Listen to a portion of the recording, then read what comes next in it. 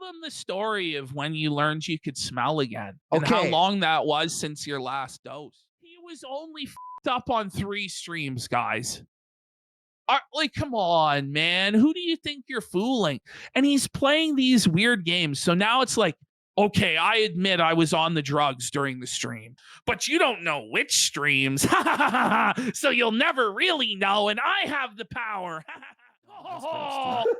Oh, bro. These shots are ruthless, bro.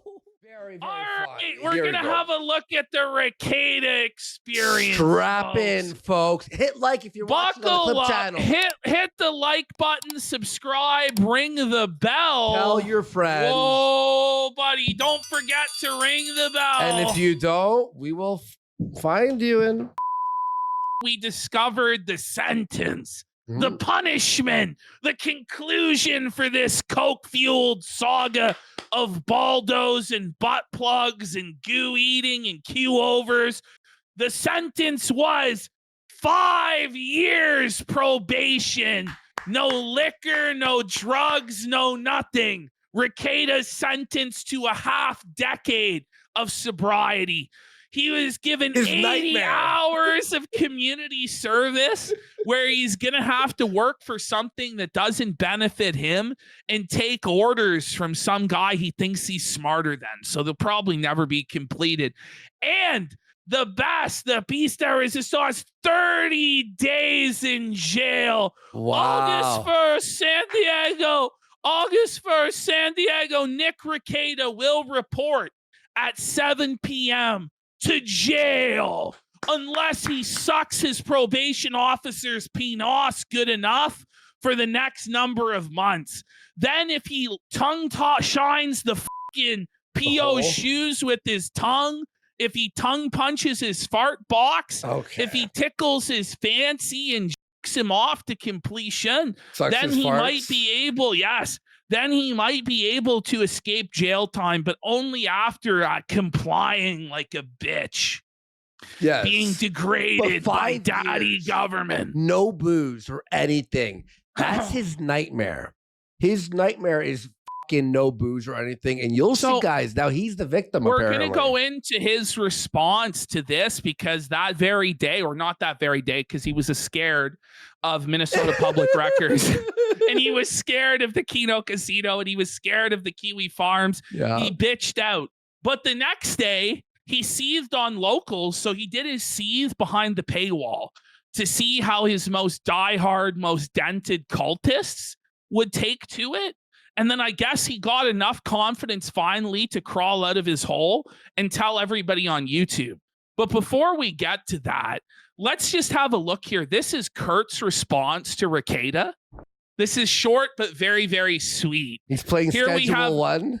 Charles McGill Esquire here playing Schedule 1, and he has a message for Baldo. Very fun game, by the way. By the way, just in case anyone's curious, I'm aware that Nick REKIETA apparently recorded a 50-minute video ranting at me. My response to anything Nick REKIETA says basically from now until the end of forever is that he is a felonious, adulterous, drug-using cuck. Let's go! I'm pretty sure that I win every argument from here until the end of time. That's right, because Kurt's not a cuck. You're a cuck, REKIETA. You're a felon, REKIETA. You're an adulterer, REKIETA. And worst of all, you're baldoed, buddy. Yikes. All the arguments forever. REKIETA. But he's felt it. Kurt just won inside 30 seconds. REKIETA, the virgin REKIETA 50-minute seethe sesh versus the Chad Kurt 30-second Felton. Yo. Let's go. Oh, so before we get into the full YouTube stream and the full local stream, we're going to have a look at a clip here that I think illustrates where REKIETA's mindset is. Not this one. We'll close with this Third World Aristocrat clip. Yes. But here's REKIETA talking about how he misses the life. Now, you think after you just got done getting sentenced to jail, a half decade of probation, community service, your children were taken away, you'd think that you'd show some sort of repentance. You'd think that you'd show some sort of penitence, like, I did wrong. I was an addict. These drugs took over my life. I was powerless before my addiction. Please, like, forgive me. I hope my children can forgive me for the impact I had on them. What I did is indefensible. All I can try and do is be a better person going forward. And a lot of people would still give you shit. And a lot of people would be like, it's inexcusable. Your daughter tested positive for cocaine. What a horrible monster you are. But at least, and a lot of people would say it's fake, but at least you would be faking what the correct response would be. Some people would accept it. You know, some people would accept it. But instead, he's like doubling down and insisting that he never did anything wrong. He was never actually an addict. Addiction is only for like a certain other class of person that's lower and stupider than him. When in reality, addiction afflicts every walk of life. And it's because he thinks he's better than the people that are addicts, his fellow addicts. He will never get any better. Look at him. He'll here. never humble himself. Like he was in the fucking rehab circle. He looks like a meth head. He looks like a crackhead. He looks and he's in a circle in a rehab room with all the same people looking around. And at no point did it dawn on him, I am that now. That's what I've become. He always viewed himself as better than his fellow addicts and that he could stop at any time, even though he couldn't, even though he paid additional thousands, tens of thousands of dollars to not have to comply with drug testing during his trial. So here he is. Here's his mindset, basically in a nutshell. And it's why the guy's going to end up failing his probation and going to prison, because he's not fucking learned anything at all. Okay, let's check it out. Matthew Perry's lived the life, the party life for 2 years, marching powder, high-end alcohol, and ladies of the night. Wait, is his nose more lowered and rounded down? Look at it. I don't know. God gave him such a nose for cocaine. But I mean, it's like a. I don't even know how to explain it. It looks like a penis, doesn't it? it does kind of look like a penis. I think it's the drugs ate away at it and fucked him up. Oh, it's like shiny as fuck. Finished rehab last year, 200K down. Don't miss the drugs, but I missed the life. Okay, that's something that people probably don't get. The drugs and alcohol are easy to not do. Drugs But are no, but stop the they're not, bro. Like you haven't learned anything. That, and by the way, even if that was true, that's not what people want to hear, REKIETA. Yeah. They don't want to hear that from you. They want to hear you admit some level of fault. Say, listen, I lost control. I fell off the wagon. They don't believe stop. you. This is because, like, I could just stop at any time. Well, why didn't you stop before your children were starving, before they were stinking, before they came to their pastor for help? Because you were a fucking monster. How come you didn't stop before your daughter got into the cocoa, bro? If you could stop at any time, how come you didn't stop before you were arrested? If you could stop at any time, if you were totally in control of your behavior and all of your decision making was totally logical and rational, how did it end up like this, bro? It was a conspiracy, dude, by the government, is basically the cope at this point. It's just crazy. really easy to not do because drugs are expensive, they're hard to get, and they're risky. Wait a So second, bro. wait a minute, despite the fact that they're so expensive, they're so hard to get and so risky, you still did them. High every day. You still got high every single day and neglected your kids to where they were hungry and they were stinking, and your daughter tested positive for coke. And ultimately, that's what this all comes down to, REKIETA. Have some measure of humility. Humble yourself. Apologize. Admit fault.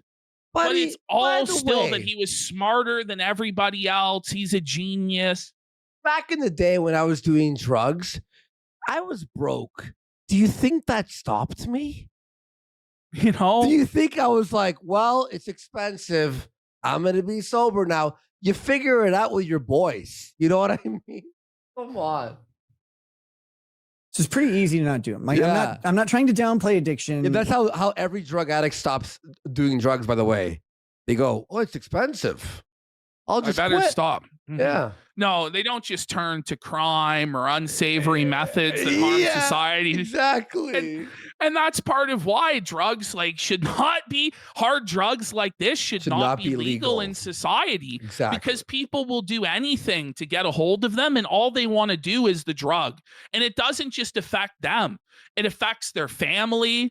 It affects the society in which they live. Do you really want to live in a society where there's fucking fentanyl zombies all over the fucking place? No. Because REKIETA said, "Oh, bro, but we'll get into that later. We'll get into that later." My freedoms, dude. I want a fucking a city full of heroin and coke addicts. Like, no. I know, like, opiate addiction is a real thing that's really fucking terrifying. And wait, opiate addiction, but not coke, not alcohol. But he didn't just have coke. He had ketamine in that room. He had all sorts of degen shit. Fucking ridiculous. When I was in treatment, the guys who are addicted to meth, like they talked about an inability to go to the store because they knew where the meth dealer was at every store. So they would have to have people go with to me is how REKIETA can't apply this to his own experience. Yes, exactly. How it's like, man, I feel like I couldn't stream without having a drink because people would ask me to toast their dead relatives or their accomplishments. And then what ended up happening is it spiraled from there. Once I had 2, 3, 4 drinks, then I wasn't thinking straight. And I ended up having 10, 11, 12, 15 fucking drinks. And then it was a total nightmare.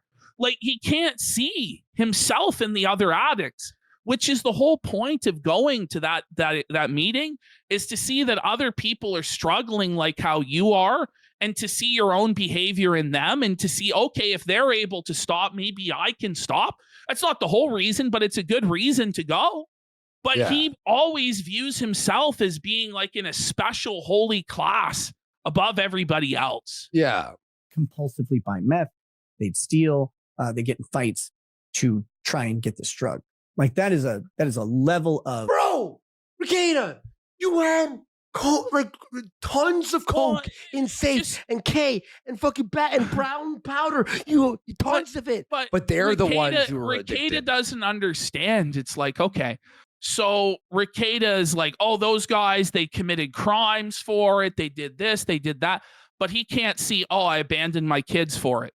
I didn't feed my kids. You know, they ended up having stinking clothes. You're a fucking child. The daughter ended up getting exposed, whether it was by accident. Well, that, and then the bullet. You know, it's like, bro, like, this had consequences on other people. And it goes to show, like, when it came to that same point for you, where there's all these negative consequences, just like for them, where they're stealing or whatever, you couldn't stop. You saw all of that going on. You saw your life falling apart. You saw your income decreasing because you weren't fucking streaming. You saw all of these negative consequences. People losing respect for you, people calling you out, all of this, and you still couldn't stop. This is crazy. Yeah, exactly.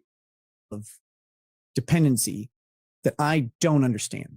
But I'm not trying to downplay that. You also have experienced the same thing, man. The only reason that you weren't robbing people to keep your addiction going is because you had a trust fund. Yeah. That's it. That's it. Otherwise, who knows what you would have done to keep the drugs flowing. Yeah, and that person's rock bottom is stealing, and your rock bottom should be you lost your career. And your kids. You know what I mean? Exists. But things like coke is very, very different from those things. One, it's really, like, I guess it's expensive. So that's worse. It's expensive because you use all your money that you made on it, and you have no money to show anymore. Now, maybe like the meth is obviously worse for you, but like, well, it's expensive, so it's better. How? I don't even know what point he's trying to make. Let's hear him out. It's kind of the way it's looked at, but it's not. But it is. How do I explain it? Coke is a budget destroyer because it's not expensive. You can buy like an 8-ball of cocaine, which is not expensive. That's what he's trying to tell us, is that cocaine is not expensive. But it is. Now there's a great many people who have got completely bankrupted from purchasing cocaine. But didn't he say it was including expensive? like big time celebrities and stuff like this? He's saying it's expensive, but it's not. Basically, what he's saying is he doesn't do disgusting poor people drugs like crack. He has $200 a day to waste on coke. Oh. A lot of people don't make $200 a day at all. But he's trying to flex that he has $200 a day to flush down the drain on drugs. And that's why he shouldn't go to jail or face probation, because he's a different class of addict. He's better than other addicts because he comes from wealth and privilege. Several days of pretty heavy use for one person for like $200. But it wasn't like a weekend. Let's not act like this was like you bought an 8-ball for fucking Friday and Saturday night and then chilled on Sunday. It's not like suddenly, like here's what he's trying to make it out like.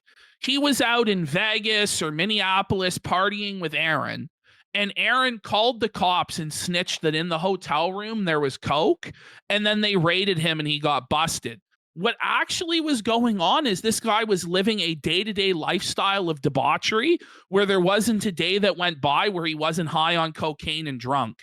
And he had a swinging, queue over in his house where his children were confused. They had a new mommy or a new nanny, and he was fucked up all the time. This wasn't like some weekend adventure. No, he was completely fucked up all the time, to the point where even the people at his church were concerned, and they ratted on him because they were concerned for the sake of the children. Yeah. But he acts like, it's just, we spent $200 for the weekend. See, it's different. If you can afford that, and if you have $400, you'll buy 2. If you have $600, you'll buy 3, because you could do a lot. So it is really addictive. Yeah, it is uncontrollable. Yeah. Wait. I don't think but at this point is all over the place. Of cocaine without dying. It's really weird how it works.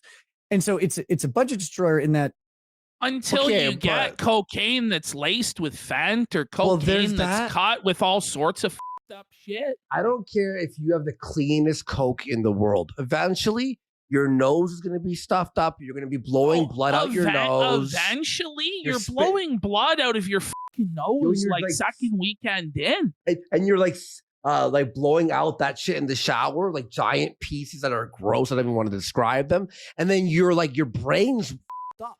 It actually destroys your fucking brain. You'll never be the same. Yeah, like you think, and that's why he's not the same now. And it's not just coke; it's all the other shit that he was on, including the whippets and stuff that he does to try and evade drug testing and stuff like this. Ketamine. Like, God only knows, man, what this shit all does to you. Well, and also you're buying shit. You don't know what's in it, mixed with speed. Probably meth is in there. Like, come on. Like, let's not act like it's like the cleanest Colombian right off the fucking, if it's available and you have the means to buy it, you will buy and do more because you just kind of can. And its effect is so short that people just, they get the effect. They start to come down, then they do more. Yeah. And they do more, and then they do more. Do you not see that that's what you did? Or is that only just for the plebs that aren't like the master of drugs like you? This is really okay. Like he couldn't, he couldn't handle it. Like the proof is in the pudding of how this all ended up, by the way. And he just still refuses to acknowledge it. Let's keep going. Yeah. Not expensive, but it is. But it's only as expensive as you can afford. When you can't afford anymore. Wait, but it's only as expensive as you can afford. Anything is as expensive as you can afford. That's the truth with every drug. What he basically just said is, but wait a minute. What he basically just said is it doesn't matter what your income is, because you're going to blow all of your money on this no matter what income range you're at, whether you're poor or rich. What you're going to spend whatever money you have left over on it. But that term can be used for anything. Video games, okay, they're expensive, but they're not expensive. You could buy as many games as you want until you could afford it. It's like, yeah, I could buy 1,000 games right now, but pretty bad idea because it's gonna ruin my life. Like that makes no sense. Anything in the world is he okay? No, he's not okay. And this guy's gonna end up in prison. He is. Yeah. He hasn't learned anything. And you're right, this shit like for any drug. Just gone. And when it's gone, like you're not sucking dick for coke. Well, I mean, chicks do it all the time, but like right. So people do it. People do suck for coke, buddy, all the fucking time. Holy, people suck dick for drugs, I guess. Didn't you taste Aaron's? Yes, they did. You gave your wife to Aaron. You're a cock. Like, but those drugs are cheaper and easier to get. Oh my god, he's acting like coke is like he's the all special over drug. The place. Yeah, this makes sense. Right.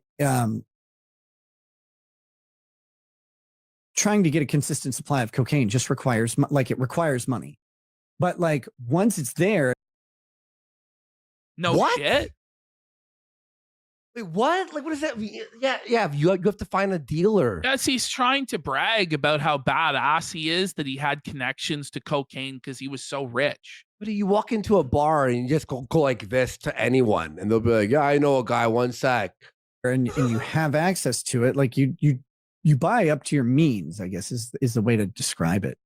And so that's what I'm gonna tell you all a little thing about cocaine and being addicted. Okay, you don't buy cocaine conservatively. You're not like, okay, here's my $80, my good sir. You go like, let's get lit tonight. You know what I mean? Like, makes it expensive because you can just kind of keep doing it and keep doing it and keep doing it. But once it's gone, it's just gone, and you don't have it. What are you talking about? Any drug, bro. The guy's like rambling. Like I'm not convinced. You know, he's not on drugs right now. In fact, I'm convinced he probably is on drugs right now. Why is he talking like this? Like the guy is talking like he's addicted to the smell of his own farts, as though he thinks that he's saying something really profound. But all he really said is that when something is gone, it's gone, which is like something a second grader that realized object permanence could tell you. Like once you eat all the Smarties in the container or marshmallows, there are no more. Whoa, the stunning revelations of Mr. REKIETA. I like this. It's fascinating that Andy can translate the Coke language. Anymore. If you don't have access to it, it's not, in my opinion, there's very short come down. It's like maybe 12 hours to a day feeling like garbage. Okay. And then you wake up and then you're fine. Like it's okay, but hang on. That's if you're like doing it once in a weekend and you weren't doing it all the time. The way you were doing it, that's like at least a year worth of like headaches and like your nose being fucked up. Tell them the story of when you learned you could smell again. And how long that was since your last dose. Yeah, so when I moved to Florida, the whole like failure arc and all that stuff, failure and Alex arc. So like it had been, I think, like at least 5 months since I had done coke, right? And before that, I was doing it for like 1.5 years, 2 years straight. That's when I was like a massive cokehead. So I'm in a fucking Denny's or some shit, or like the Montanas. We're in a Montanas. I'm like, I have to go to the bathroom. My like fucking nose was hurting, right? It's like 5 months later. Remember, I went to the fucking toilet. I blow my nose, and a giant, will look to be a miniature brain, like squirt, like the brain from fucking Baldur's Gate 3 from the first area came out of my fucking face, and I'm just like, oh, I went, oh my god, I could breathe. I step outside, and I realized I hadn't smelled food in over a year. And I went, oh my god. So REKIETA will tell you all the effects of like months, years long cocaine disappear in 12 hours. That's not the case. Yeah. That's not the case at all. At all. And then you're like, okay. Yeah, well, and by the way, it does make food very unappealing, by the way. I don't have that That's why he's so skinny. Look at him. anymore, and you're just done. And you don't really like. You don't ever. I don't know. I never felt like I needed it. It's just fun. Come So on. you just do it. Stop it. But You're an addict, you But fucking you know idiot. what? I gotta say, like, this argument makes him look worse. It's better off if you say, "Oh my God, I wanted to stop every day. I wanted to stop. You're I could see right. how it was hurting my kids, how it was hurting my marriage, how it was hurting my relationship with God and my church, how I lost all these friends, my career fell apart, but I was a slave to my addiction. I couldn't stop. You have to understand." Instead, he's saying, I had full control the whole time as my life went to hell, and I just chose to let it go to hell Wow. because I was having fun. What he's Ashton. saying is actually worse. Wow. You know what's crazy? You say that? The last 6 months of me doing drugs, I would do it and go, what am I fucking doing? Every line am I doing? Why am I doing this? And then it's like it comes down back on it. And it was like a fucking demon taking care, like control of you. He's just not being honest. Oh my God. Because by the way, there's nobody out there that drinks and does drugs every day that's actually a happy person. No. The reason you're drinking and doing drugs every day is because deep down you're a very unhappy person and you're trying to compensate for failings and insecurities somewhere. Yeah. Now, there can be a happy person and use in moderation or something like that. But if you're getting drunk and f***ed up on coke every single day, You're not happy. that's not the sign of a happy person or somebody that's having fun. That's not a fun lifestyle. No, it's not. And yeah, I'm being real about this because I hope it helps someone out there who's addicted to something like that hard. But anyway, it's not the drugs and the alcohol. That's not the problem. It's all the stuff that you're doing while you're doing the drugs and the alcohol. It is the drugs that are the problem, sir. There are some drugs that cannot be done responsibly. There are some drugs that are inevitably going to lead to your life completely falling apart. Is he really saying that heroin isn't the problem? That it's on the heroin user or something like this? Come on, bro. The thing is, hang on, wait. Here's the chemical thing that happens. Both alcohol and cocaine are dopamine releases and like dopamine floods in your brain. Wait. Not the drugs and alcohol that do the negative thing. It's the things in your brain that happen when you do the drugs and alcohol. So it is the drugs and alcohol. Then I just don't understand. Oh my God. It's like this is a guy whose life has been ruined by drug use, and he's going to talk like he's some sort of expert on it, as though there's a good way to use these hard drugs. No. You know, like it's isn't. crazy. Brain.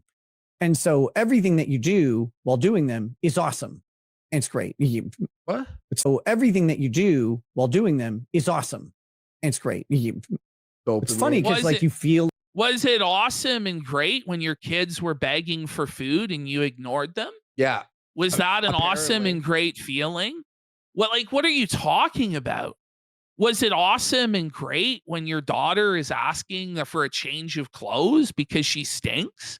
Was that awesome and great? Like what are you talking about, sir? Like you can do anything, but you really don't do that much. But your brain is processing everything with its reward system. So everything's cool. So you really start to enjoy the life that's associated with it. Whoa. That's addiction. That's literally what addiction is. Oh my God. Is you need the drug to get that dopamine hit and you enjoy that level of dopamine. And when you're not on it, you're depressed because your body is so used to being like he's explaining addiction, but he's going, this is not addiction. Oh my God. I just wanted This to play angers this me. because it just This shows the angers me. guy's mindset when it comes to drugs. Like he's not upset that, you know, like his life was ruined.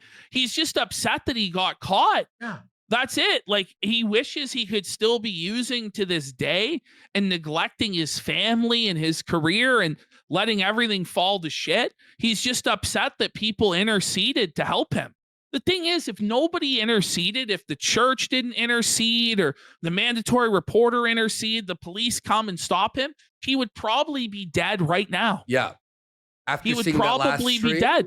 Remember the last stream that like we was JOing on screen?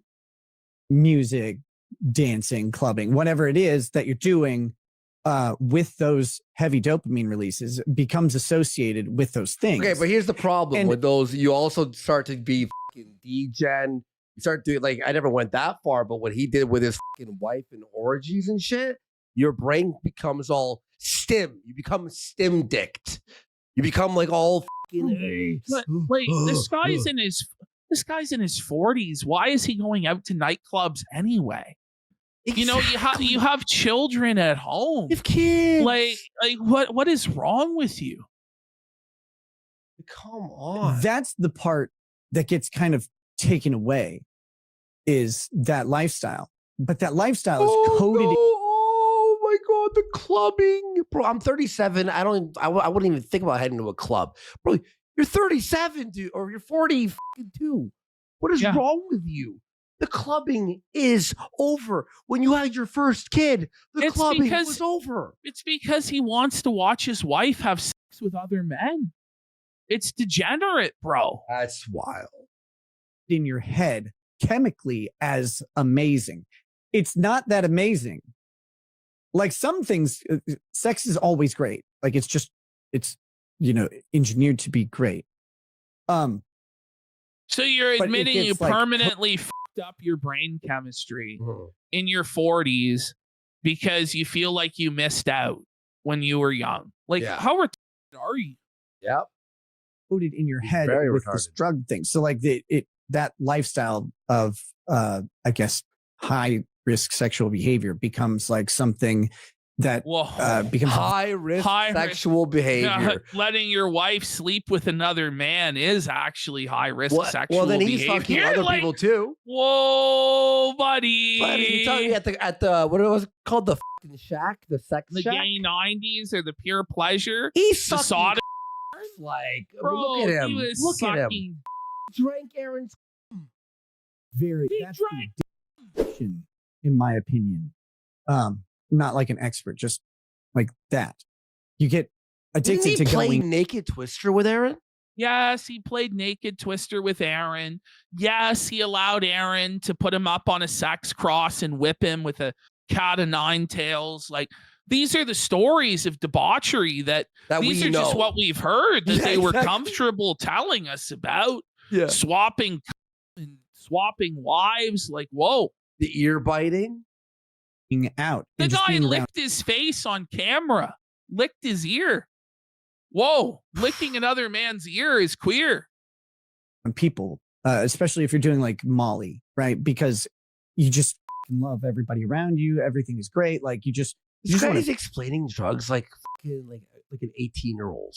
You know what I mean? Like, oh, it's this really cool new thing, dude. It's Molly, like, oh, bro, you squares have never done any of this shit. Like, save us, spare us, buddy. Like, be out and talk to people and stuff. And that gets coded. Molly's a different thing, a serotonin dump, but like it's the same thing. It's a reward system of your brain saying you love this and you want this.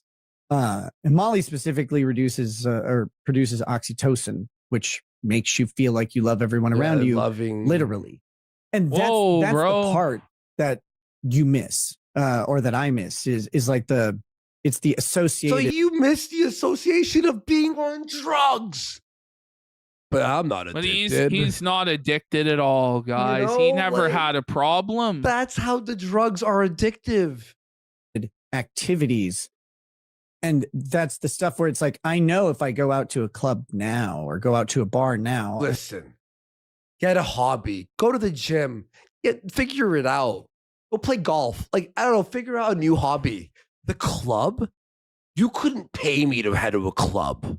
I could go out to them he's sober, going but I wouldn't out to a have. club in rural Minnesota. By the way, worst like clubs too. Yeah. what is he doing? He's going to gay 90s. He's going to gay bars in his 40s because he likes the music. Yeah. Right.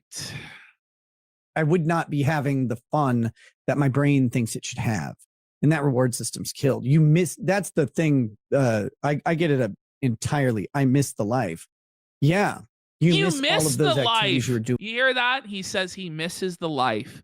The life that led to Of him drugs. losing his kids to fucking CPS.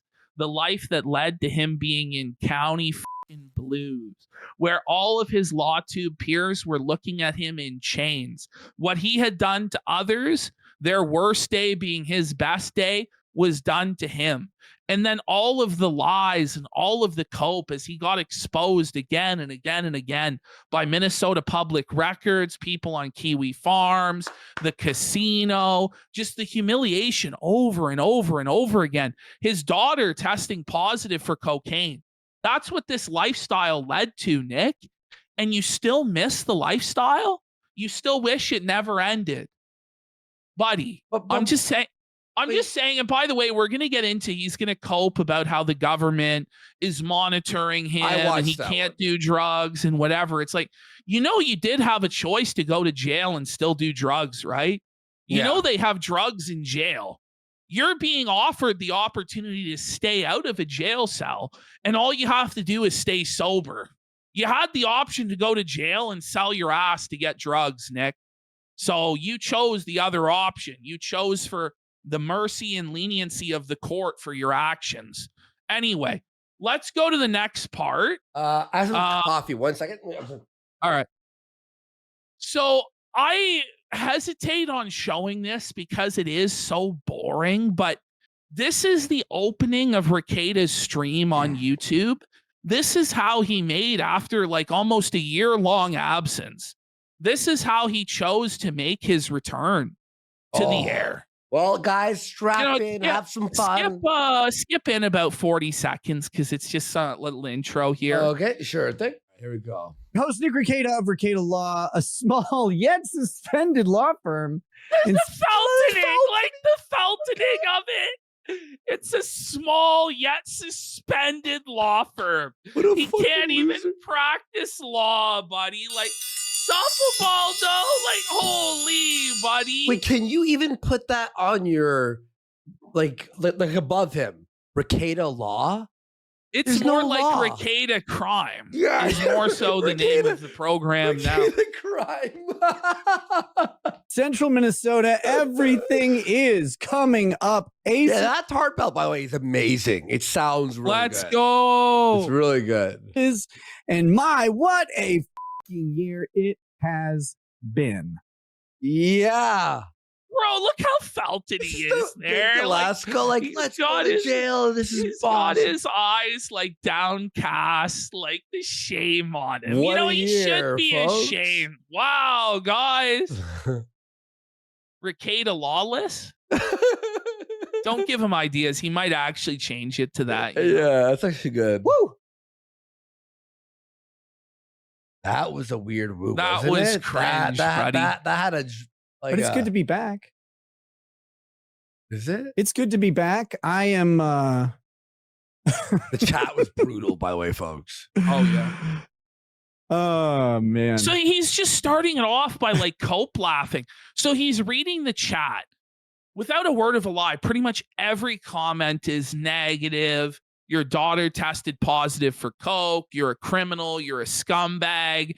And all he can do is sit there looking at it, looking at the fruits of his labors and cope laugh. Yeah. It's sad. He's reap what he sowed. He looks so greasy. By the way, his nipples are protruding. Look. I mean, the thing is, right? He does look, I'll give him a bit of credit.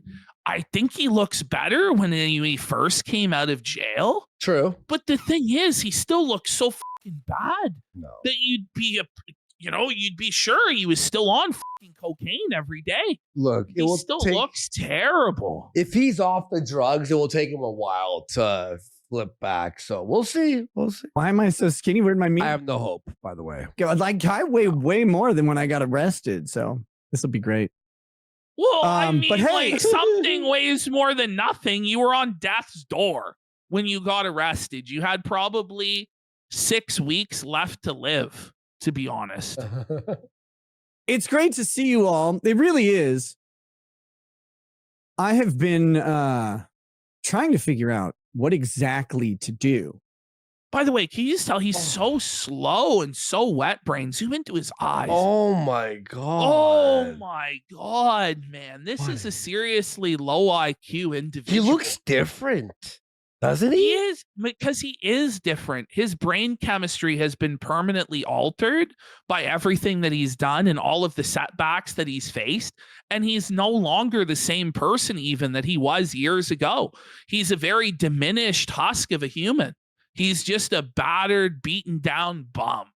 And he's cooked. If you were to show me this image without his hair, like the zoomed in image of only his face when I just woke up, it would take me about 20 seconds to realize who that was. Because he looks so different, his features. You know, for this whole comeback stream and life, you know, all of these things. These are the questions you ponder when you don't have anything else to do other than worry about going to prison. But I'm not going to prison. That's the good news for me. Yeah, it's just jail. It's just jail. Oh, okay, yeah. Yeah, it's Rose. It's not prison, it's jail. The thing is, he might actually go to prison if he violates at any time in the next 5 years this probation, meaning he has a beer or he has a puff of weed or a line of cocaine. He will face 21 months in prison. Please. 21 months in prison. Imagine. In fact, people have gotten a lot wrong about my I love how it's that everybody else gets everything wrong and not him with his deliberate lies. Yeah, you know, where he gets called out on his lies constantly and exposed, and he's been a lying liar that lies this entire time. But if somebody else who's been right this entire time gets one or two minor details wrong, then everything they say should be thrown out. Yeah, exactly. And it's him trying to fight these like little pedantic, ridiculous side issues that don't matter at all, rather than actually addressing the things that do matter in the case. Yeah, the cokehead who did the cokehead did nothing wrong. He did everything right. Yeah. About my sentencing, all of that stuff. So we're going to correct that today. We're going to go ahead and fix the bad reporting that happened. By the way, the bad reporting, it's such a mild nothing. But he's lying, though. He lies. Listen, the worst reporter on all of this has been REKIETA. Yeah. Pretty much everything the guy has said from start to finish has been disproven. You know, everything he's ever said has basically been a lie. So we're supposed to trust the guy who's been lying to us the entire time now. Okay. Yeah. No, thank you, sir. It's kind of funny to me, the bad reporting, who it came from, the glee. He's slow. The bad reporting. Yes, we are gleeful because we hate you. I love how, by the way, he's allowed to be gleeful when Amber Heard loses the case. He wished death upon me a few months ago. You know, gleeful when Kyle Rittenhouse wins. Like, he's allowed to be gleeful when people he doesn't like suffer, but nobody is allowed to revel in his suffering at all. Well, that's funny. Well, he's like already 2 or 3 times wished death upon me. Like, it's like Andy's not doing drugs. I hope he dies. How does that make sense? Like, I guess I'm very gleeful at your downfall. It rules. It's delivered, etc., etc. I don't know. It kind of just was illustrative of. By the way, did you notice that his because it was happening live. He'll have like a stutter in the frames. Yep. He's so poor he had to lower his internet provider to the lower package. He's poor. You see? Kind of just was illustrative He of doesn't have the fiber internet anymore. people and This cable. their Bro, he can't even speak anymore. Yeah. Look at how slow he is. Authenticity, I guess. Remember everyone thought it was like recorded? That's not even a word. I know, by the way, this is such a fucking boring clip, but I just wanted to show it just to show you guys, like, this great. is how he returned. Yeah. This is the triumphant return of Lord Baldo to the scene. He's late this tonight, by the way. I'm not surprised. He's late on his own show tonight. Even though most of you are catastrophic assholes, that's what I've liked about you the whole time. So that being said, we're going to get back to basics. We're not going to sit and dwell on the life of Nick Rekieta. And well, that's exactly what happened.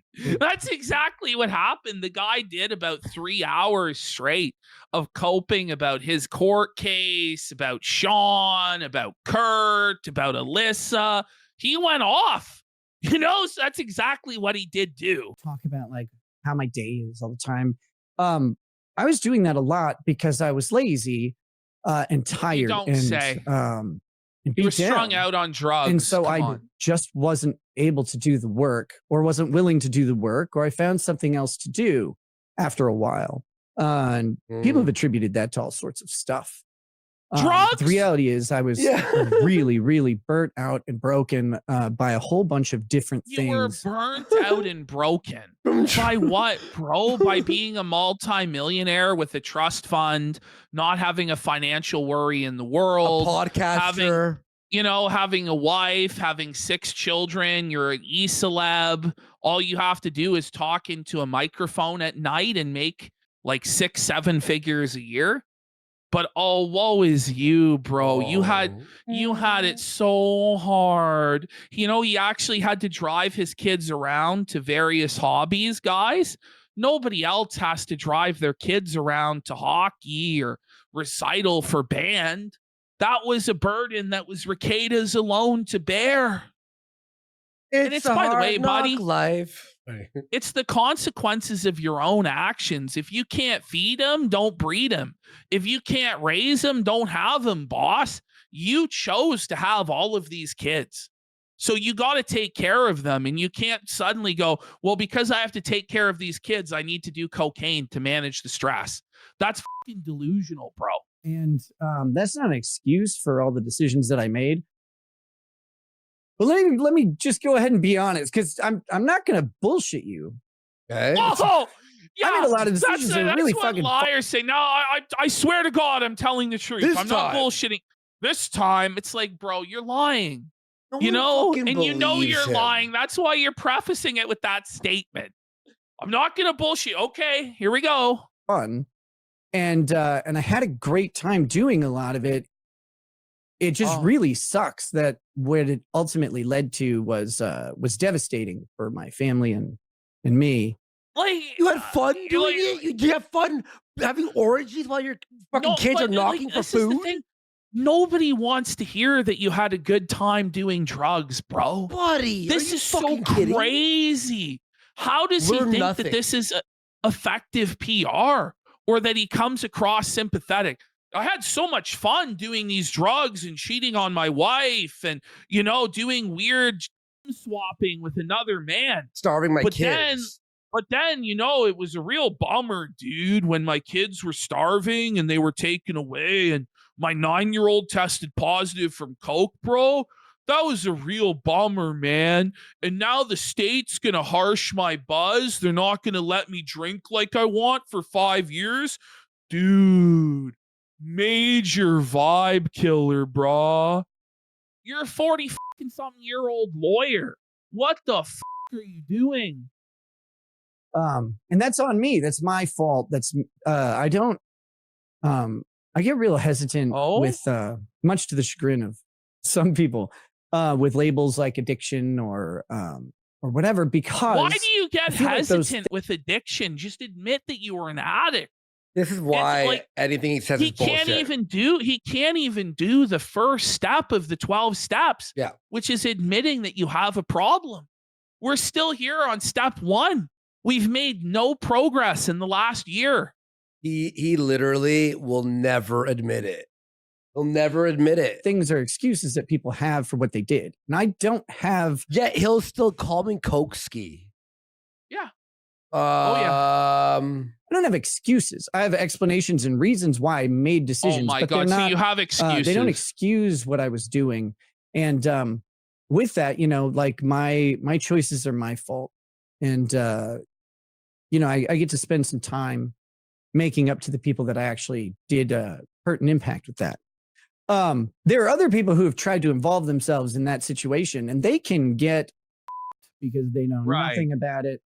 They were totally in the wrong, Yeah. All of the people who tried to give you good advice, who tried to help you and stop you from ruining your life, they can go themselves. Yeah. Anybody who tried to prevent your family from suffering these disastrous consequences, they're the real monster and not you, whose decisions directly led to those consequences. Whoa. It's the people who pointed out that it was bad what you were doing. They're the real monsters. Just a minute earlier, didn't he not just say, I like to party and it affected people in my life? He just said that. But now, if anyone else says that, them. Exactly. You. Proving everyone right. Can affect them in any way. It doesn't matter if something affects you. We could still point and go, what are you doing? And they just have no claim to what was going on in my life. So that being said, though, but you just told us it was bad and you affected people. But I mean, buddy, we have like the court documents. You know what I'm saying? Yeah. You guys have no idea what's going on. Well, we have actual court documents and Aaron's stories. And by the way, we don't know what's going on. Well, maybe you should release the body cam footage then. Yeah. So we get a clearer picture of what the drug den was actually like. Yeah. At this point, it's been built up to be such a disgusting drug den of depravity that surely it couldn't possibly match up to that, right? Surely it'll be underwhelming compared to what we've built it up to, right? So why don't you just release it and prove everybody wrong? And here's what will happen. He's lying right now because we don't have the footage, right? And then when we see the footage, he'll be like, what, your house was never messy before? Exactly. It's going to be like the new goalpost. Who hasn't went on a 6-month-long drug bender with fucking swinging polycules of cuckery in front of their 5 kids? Mm-hmm. Who hasn't brought their mistress to church while you're shaking frantically from fucking withdrawals and then running to the bathroom to powder your nose? Like, who hasn't had that happen, really? Yeah. My stuff is my stuff, and I've owned it to the court. I've owned it to the public. I have no intention of hiding from it. No, but you haven't owned it. Like, we're just like pulling teeth, buddy. And the thing is, you haven't owned it because you still come up with crazy conspiracy theories, as we're going to hear in a little bit about, oh, you didn't have access to the safe. It must have been somebody else's safe. Was it the nanny? The cop's glove covered in cocaine was in my daughter's hair. Wasn't that she ingested cocaine, even though that doesn't make any fucking sense? And no, there's no studies that will back it up. But REKIETA did his own research, and he has these miracle studies, guys, that it's totally this way. And, they had no choice but to treat him like they did, because otherwise it would undermine the entire legal system in Kandiyohi County, and every prisoner would have to go free. So they just absolutely put the boots to this guy in a conspiracy. Right. That's taking accountability, REKIETA. A breaking news. That was a few hours ago. Jeffree Star, that gay, cross-dresser. I am aware, yes. Says that he had sex with Kanye West as well. He's like, fuck it, I'm sure. Or running from it. I did a bunch of drugs. I had drugs at a really bad time when my house got raided. And that was because of bad. When you have 5 kids, it's always a bad time. He just happened to have drugs at a bad time. It Bullshit. wasn't as though he didn't have these Aaron drugs told there us every the day. truth, We know that you had these drugs in the house every single day. And it's because you had these drugs in your home that they were accessible to your 9-year-old daughter. And that's why she tested positive for cocaine, bro. Well, he's going to tell us. Well, he had 19 grams of coke, ping pong, a rock of coke, which by the way, Oh yeah. he's gonna minimize it and go, it's just a ping pong ball.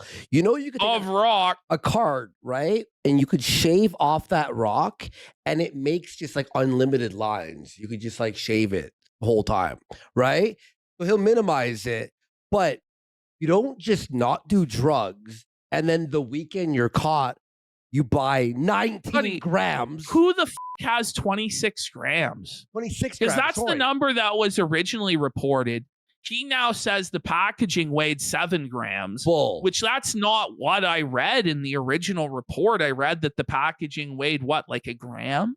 Yeah. So then it fell below the threshold for trafficking. But yeah, bad decisions that I made to use a bunch of substances while being on a live stream. At least 3. Get ready. The cop was that waiting. he was only f***ed up on 3 streams, guys. Like, come on, man. Who do you think you're fooling? And he's playing these weird games. So now it's like, okay, I admit I was on the drugs during the stream, but you don't know which streams. So you'll never really know. And I have the power. no, like, we know it's every He's stream. playing games. It's like a kid who, like, you know, puts hands over their face and then believes that they've gone invisible. You know what I'm saying? Bro, you can't see me. We called Like, it out. I come called out the on. coke before you even thought it was coke. Remember? Oh my God. I I, was didn't like- even believe it. I was like, I just thought he was drunk out of his mind and alcoholic. Yeah. Stop it. Wrong, though, on which ones. I mean, other than the cocaine. It was all of them. Shut the fuck up, okay? He really did not. He had no grasp of what was going on that. He's a drug recognition expert. He knew nothing about any of it. Bro, you got convicted. You pled guilty to having the drugs. 5 years probation. Pretty sure the drug expert there, anybody could see. A fucking blind man could see you were fucking on drugs. Stop it. Come on. Experts are bullshit. You have to learn that right away. That's just the reality of the trade. The cope. They're absolutely all drug identification experts are bullshit. That's really what we're supposed to believe, and not just that you were. Is that what he just yeah, said? and not just that you were a drunk fucking cokehead. Oh, really? Fuck off. Absolute bullshit. A complete catastrophe, and the system is engineered to people over. Did it me over? No, it did not. I actually got quite good results for what I was facing. REKIETA. You got the maximum possible penalty that was recommended. You know? Yeah. Like, you got the worst possible penalty you could given the deal. Do you understand? You got the maximum probation, 5 years. You got the maximum amount of jail time, 28 days. And you got 80 hours of community service on top of that, bro. You got objectively a terrible outcome. And it was, I believe, entirely dependent on the fact that you showed no repentance. You showed absolutely no desire to change. In all of your streams, you alleged a conspiracy and all sorts of crazy crackpot stuff, bro. And that's why the judge and everybody in the county is sick of your shit and threw the book at you. That's why, bro. By the way, this whole there's no such thing as a drug recognition expert. Yes, there is. Obviously, there is. You could tell, even like people who've done drugs can look at other people and go, they're on E or the coke, or you could tell. Like, oh no, there's no way to ever tell that someone's on a drug. Are you fucking? Is this guy think that reality's not real? Yes. Happy. Well, he believes that he can gaslight everybody. Yeah. And the guy is still, by the way, I don't know if Josh commented on this or not. But the guy is still going into Josh's DMs and trying to gaslight him as though he did nothing wrong and telling Josh how to moderate Kiwi Farms. Oh, you know what I'm fuck saying? off. Like the guy really believes that if he just says the right series of magical words, then everybody will bow down to him and apologize and kiss his ring and sweep for him. And that's just not how the world works. Like, none of us are as dumb as Kayla or April, buddy. Yeah. You're going to have to do a bit better. And you're just not up to the task because your brain is fucking cooked from the drugs. With the fact that I am not in prison and not going to prison or jail at all. Much to the chagrin and bad reporting of others. That's not happening. Right now, I mean, but REKIETA, like right now, you are set on August 1st to go for 28 days. Now, it's possible that through good behavior, compliance to the PO, and worshiping the PO, that it might get deferred. But that 28 days jail, right now, you're set to go in, brother. Buddy. And I really think that if you keep acting this way publicly, they may just say, F you're doing the 28 days to dry out, bro.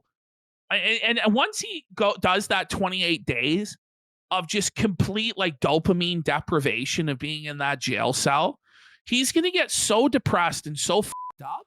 The moment he comes out, he's going to relapse, and then he's going to end up doing fucking 21 months in prison. The moment he fails that probation. And I just think the mindset that he has right now, there's no doubt that he's going to relapse. It's not a matter of if, it's a matter of when. And this guy, he's never going to be the same after 21 months in prison. He's just not. I'm praying it happens. You know, it's all on me. But to be clear, the show will be about stuff I've really been wanting to talk about. Trump has been an absolute gem. So this is his new plan. So what his plan is, and a lot of people do this, like Darkside Phil does this, Ralph has done this, lots of people have done this. The plan is to make the show as boring as humanly possible so that A-logs will no longer clip it or shit on him. And so his plan for this is to talk about Trump for hours, giving the most boring milquetoast takes that his audience of dents will eat up. And meanwhile, everybody will be too bored to catch him seething or fucking up. But the problem is, REKIETA, you've pissed off a group of people who are so autistic and so stubborn that no matter how boring you make it, they will sojourn through to A-log. Oh, yeah. Bro. Oh, yeah. They fucking hate you, REKIETA.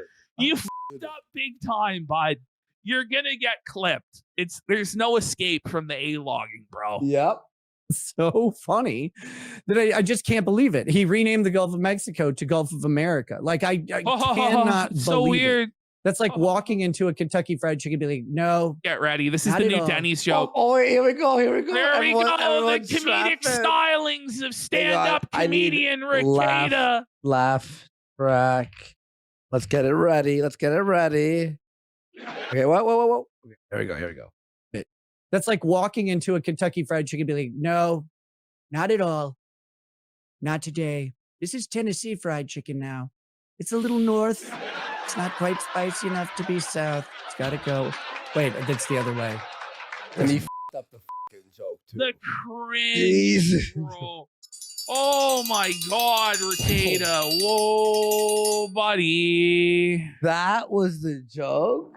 Did you see what I messaged you, by the way? Painful, yes. Yeah, all right. But so let's finish this up quick. They share a border. It's just as long as the other border that's shared by it. They're both Kentucky and Kentucky other now.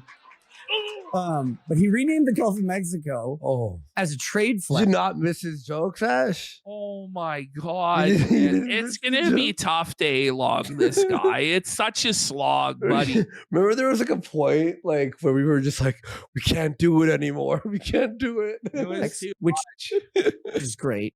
He's got tariffs coming, which are like they're gonna suck on prices for a bit, maybe. If they actually get fully implemented and have time to really affect the price chain. But the ultimate results of them are going to be, it's leverage. It's leverage against countries that have treated the U.S. like it's not the most important. You see this? All right, it's time to move on. Hello, 2 months ago, old take. You know, it's like we've already heard everybody discuss this and talk. It's to the point where I don't believe he can sincerely believe anyone cares. And his goal is just to spite the audience and spite the A-logs by making it as boring as possible. Yeah. So the next clip is going to be REKIETA explaining his sentence. Oh I just saw the we have a long way. We have a long way to go. I just saw the time. Oh, guys. It's going to take a long way to get there. This stream's going to be long as fuck. What was going on Friday? which is my sentencing day. That's yesterday. Holy shit! It feels like a week ago already. Okay, wait. So what? the guy's mind is completely destroyed by drug use. He's experiencing time dilation, wherein one day has felt like 10. And later on in this clip, or not in this clip, rather, but in the local stream, he's going to admit to having hallucinations of a plea deal that avoided jail time. So, all right. He's not well mentally. People are saying 2 times speed might be too much, right? No, we're just going to keep doing it. Yes. 0.5 speed? So here's what happened. Back in January, I had agreed to plead All right, guilty give him 1.5. 1.5? 1.5. Let's see. Third See degree how it possession sound. of a controlled substance. Now, in Minnesota, what that means is that 1.25? Yeah, all right.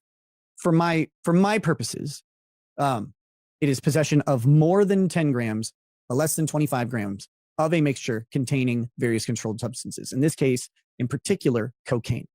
Now, what I actually possessed in there was cocaine, molly, and ketamine. Actually, it was multiple drugs. It's like, bro, Yeah. no one gives. He just keeps going into these weird, technical, pedantic bullshit that nobody cares. Just be honest, bro. You got caught with cocaine and cat.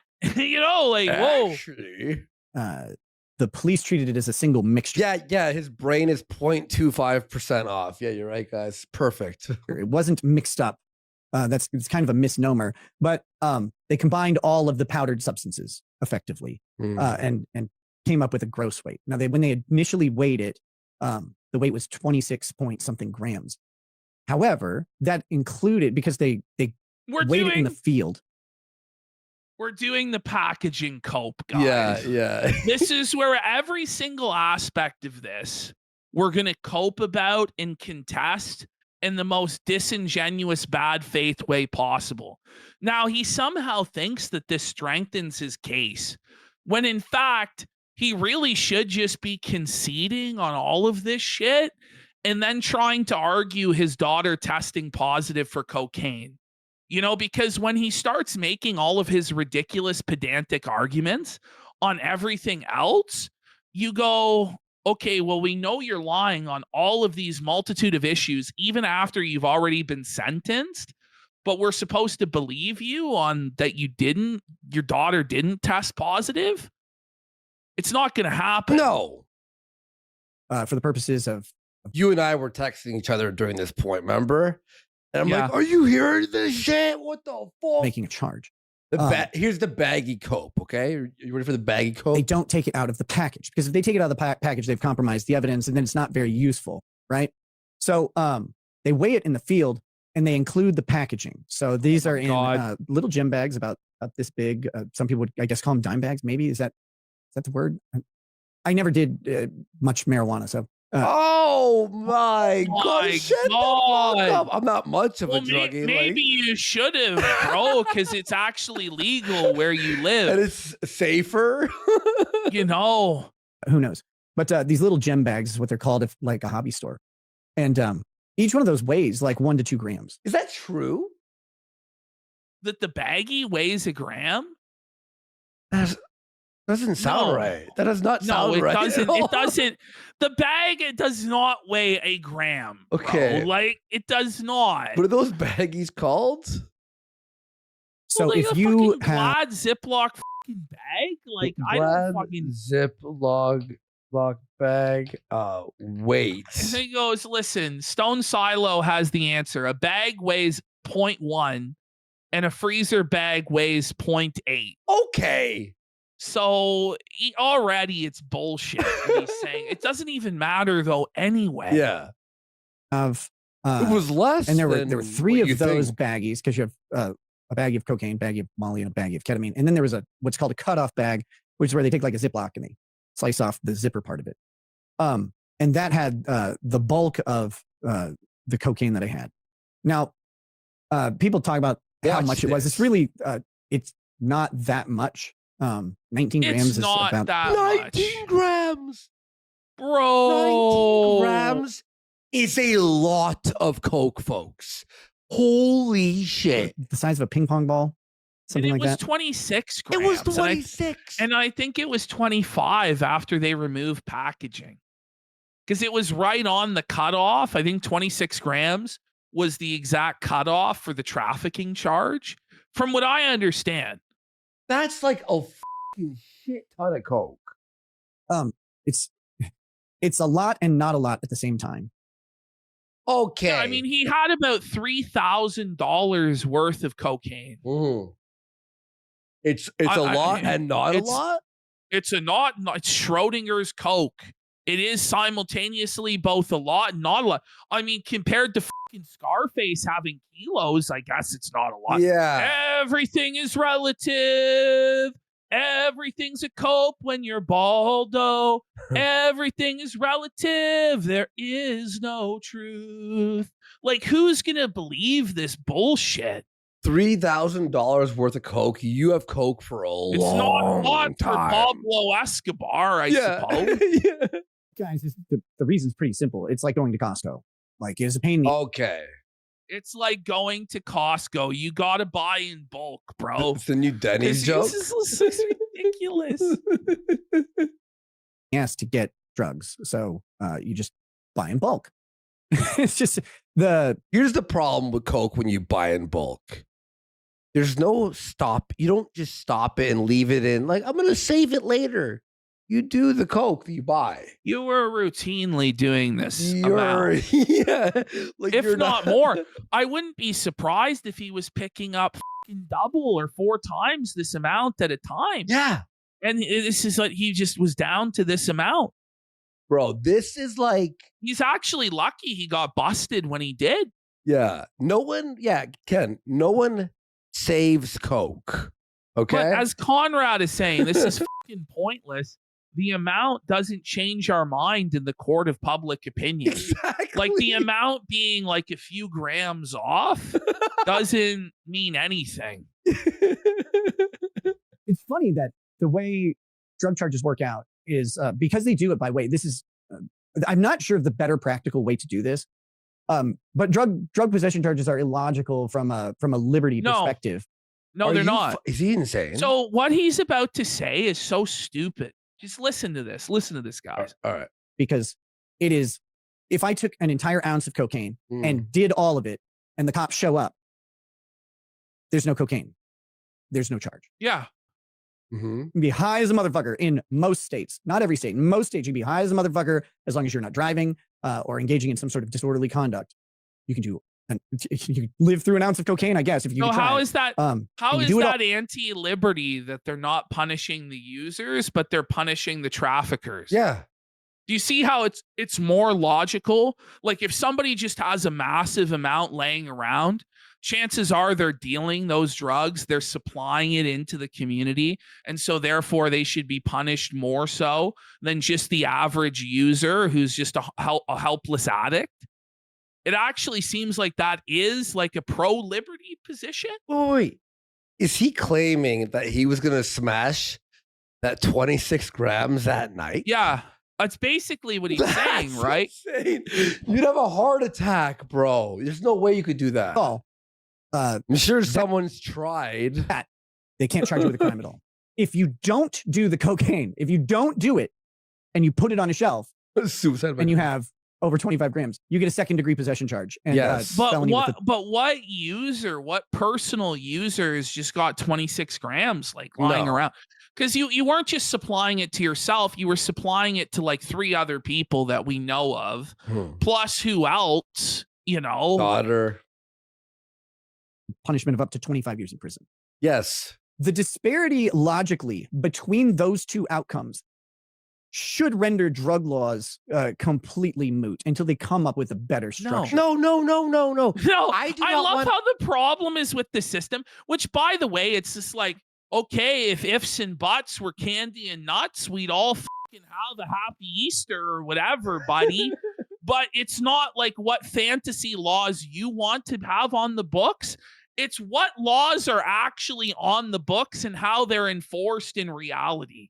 You can try, I think that you should be able to go to the supermarket and buy heroin. Okay, but thank God you're not in charge, Thank right? you. Thank God. Yeah. For it. The fact that it is illegal to have it sitting on a shelf, like you could buy that cocaine, it could sit on a shelf forever, and you can never intend to use it. That's illegal. Because you have it on your shelf and you're going to use it. Oh, sir, officer, this was some decoration for my room. Like, shut the up. It's like, imagine defending the use and legality of a substance that destroyed your family. And destroys many people. Destroys Yes. many people. It's not like, oh, this is a very rare instance. You know, like one guy who smoked weed and jumped out of his window to try to fly. Like, okay, no, it's not that. Coke is proven to ruin people's lives. Me knowing what it's like being on that substance, I'm so glad it's illegal. But imagine, like, just So like glad it's illegal. having it in your house where your kids could get into it is Yeah. bad. Or you have Which your a daughter did neighbor. get into it. She tested positive for cocaine. Yeah, or you have Like- neighbors who are buying it and doing it and acting erratic around you. You know what I mean? Yeah. Like, you don't want that around your neighborhood. Having it and using it immediately is illegal because you have it, but once it's gone, they can't prove that you have it. Yes. And they can't prove without some extra evidence that you ever had it in your possession. What they Okay. could do is find out that you're under the influence of cocaine, but possession and use are different. And that's weird. Okay, so you could drunk it's- drive and not get Oh caught. my God. Right? It's like, No, well, I mean, wasn't caught drinking and driving. This is so- weird, guys. Isn't it weird how like it's legal to drink and drive if you're not caught, but if they catch you, it's illegal? Like that, the logic doesn't add up. Conceptually, the person not doing it is more guilty than the person who's doing it. So just from that alone, drug laws need a Oh, huge... so you're No, more it's- innocent for the not using it idea- at that the- moment. The idea is to punish traffickers, REKIETA. That's why those laws are in the book, because the typical petty user, they never have 25 fucking grams, bro, because they sniffed it up in a fucking minute. You know? Like this is why, like, I don't know, bro, it's arbitrary. Yeah, all laws are to a certain extent, REKIETA. All laws are, but we have to accept, you know, that there's going to be some restrictions on things in life. Otherwise, we're going to live in a fucking hellscape of a society. We're going to live in anarchy and total fucking chaos. Isn't that sweet, bro? I'm going to be in Mad Max, dude.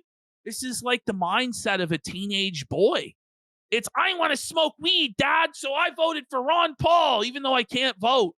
This is the worst type of libertarian. Mhm. The libertarian that's only a libertarian so that they can enjoy their vice of choice. And They don't ruin it. actually have a commitment to liberty, only in as so far as much as it allows them to do whatever destructive vice they want.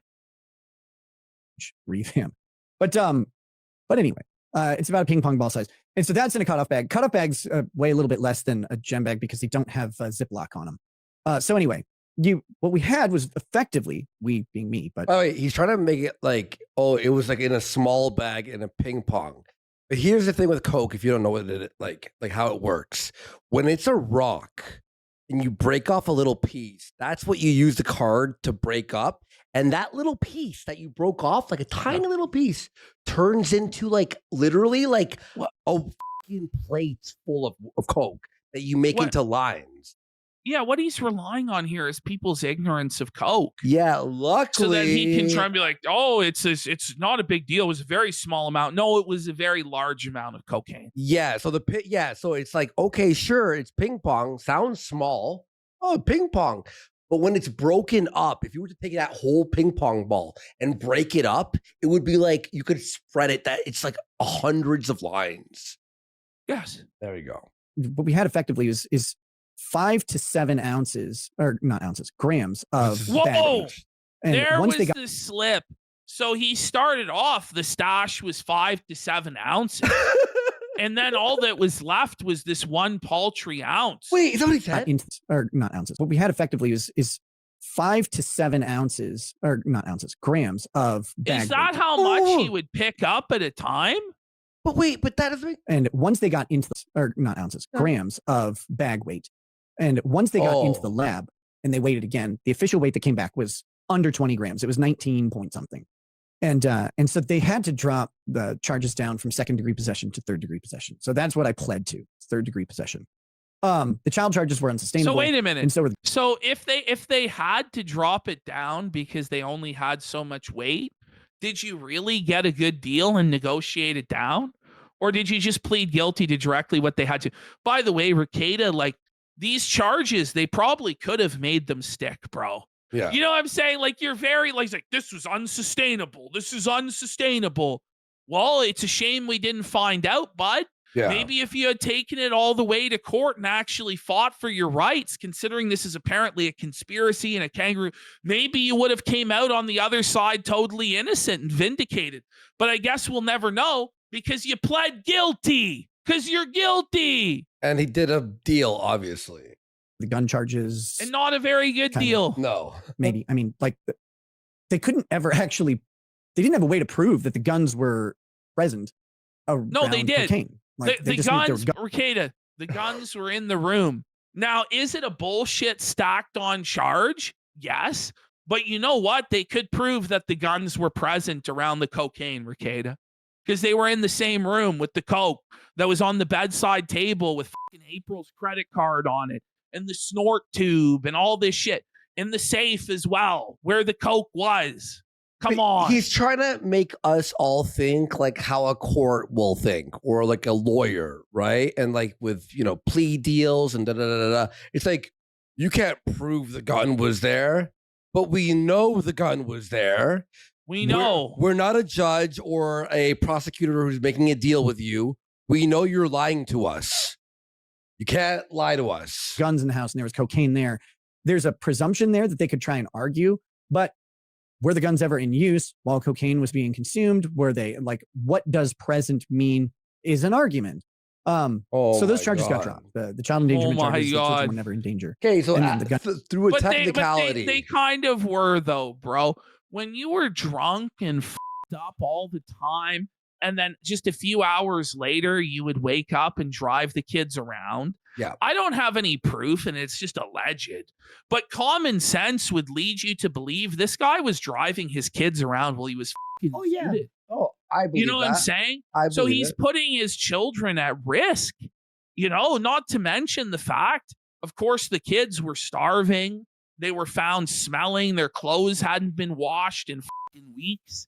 So there was effects on other people here. By the way, yeah, I'm going to go ahead and say it's alleged, but I believe he was 100% fucking driving around. Well, and the more he talks about all this, the more guilty I think he is. Yeah. Yeah, exactly. Gun charges were also I dropped. I know he did that. So, that's the thing. Sporkio knows. He goes, literally, he would stop the stream 2 hours before you would have to drive them. Yep. And the guy would have had fucking 12 drinks on the fucking stream. And we know right well that like blood, alcohol leaves the blood at the rate of 1 drink per hour.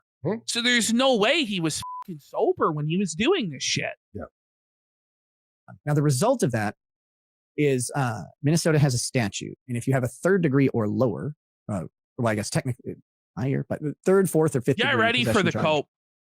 There's a statute, if you're a first-time offender, that says you may receive what's called a stay of adjudication. Now, this is a critically important part. Get ready. Of how this works. His guilt isn't even real, guys. This is where we're getting into, guys. Listen, it's crazy. Critically important part of how this works. You are not adjudicated guilty if you take this agreement. Shut the f up. The cope is insane. The cope is bro. I was never actually even guilty, even though I pled guilty, because if I go through a 5-year process, then they'll wipe the charges from my record. But you're a junkie. But you still entered a plea of guilty, and you're still going through a 5-year probation process, sir. Yeah. And listen, he'll actually say it's not real, though. Just hit play. So I pled guilty. The judge records the guilty plea, but does not accept it to the court. Okay? So my guilty plea exists, but it's not actually real. You see, the guilty plea exists, okay, but it's not actually real. It exists, But it does. Schrodinger is guilty. It exists, but it doesn't exist. I believe there's a guilty plea out there. It exists only on paper. What are we doing here, guys? Guys, the guilty plea is not even real. The Black Mirror episode? Now, sure, I have to report to the probation officer and do random piss tests and let him search my house every fucking day if he wants for the next 5 years. And sure, I might go to jail for 28 days. And, sure, I might have to do 80 hours of community service. But at the end of 5 years, the guilty verdict didn't even happen, bro. Which, by the way, you're not making it the 5 years. It may as well be 21 months in fucking prison, straight up, but they're giving you a chance, which you're pissing away. Instead, you go through a probationary diversion, effectively. And I don't trust anything you say about law. You don't know law. You're always wrong about things. Everyone loses who talks to you. Everything you say is very questionable. But this denial is wild to try and argue that the guilty plea is imaginary. Stop. Okay. No, I don't even have to. And there are terms of probation that are imposed upon you that can look really similar to a sentence, but they're not. But it's a probationary diversion, bro. It's contingent on you completing the probation. Now, look, guys, it may look as though I'm guilty and there are conditions put upon me by the court that I wouldn't otherwise want to do, such as picking up trash on the side of the road or maintaining sobriety. But I assure you that those conditions are merely a figure of your imagination and that I actually didn't plead guilty, guys. He's such a fucking retard. Those terms of probation are something you comply with. And if you comply with them to the letter or whatever, your charges will be dismissed. He's like acting like his guilty plea is an escrow. Yeah. Well, it is for 5 years. It's hanging over your head for the next 5 years, sir. I mean, as in you will never be adjudicated guilty, or I will not be adjudicated guilty. So this is important for things like voting rights and gun rights. I am not a felon. I can go vote. Okay. If I were convicted and then later had my conviction expunged, practically those can have a similar effect. But here's the thing about the guns, REKIETA. You can't technically own the guns right now. Mm-hmm. You can't own the guns for the next 5 years. Yeah. I'm pretty sure, bro. You know what I'm saying? So, like, in all practical effect, it is like you were fucking found guilty. Yeah. But during the conviction, you cannot vote, right? Like, so that would be a different thing. I'm not able to own guns as a condition of probation. But because you're guilty.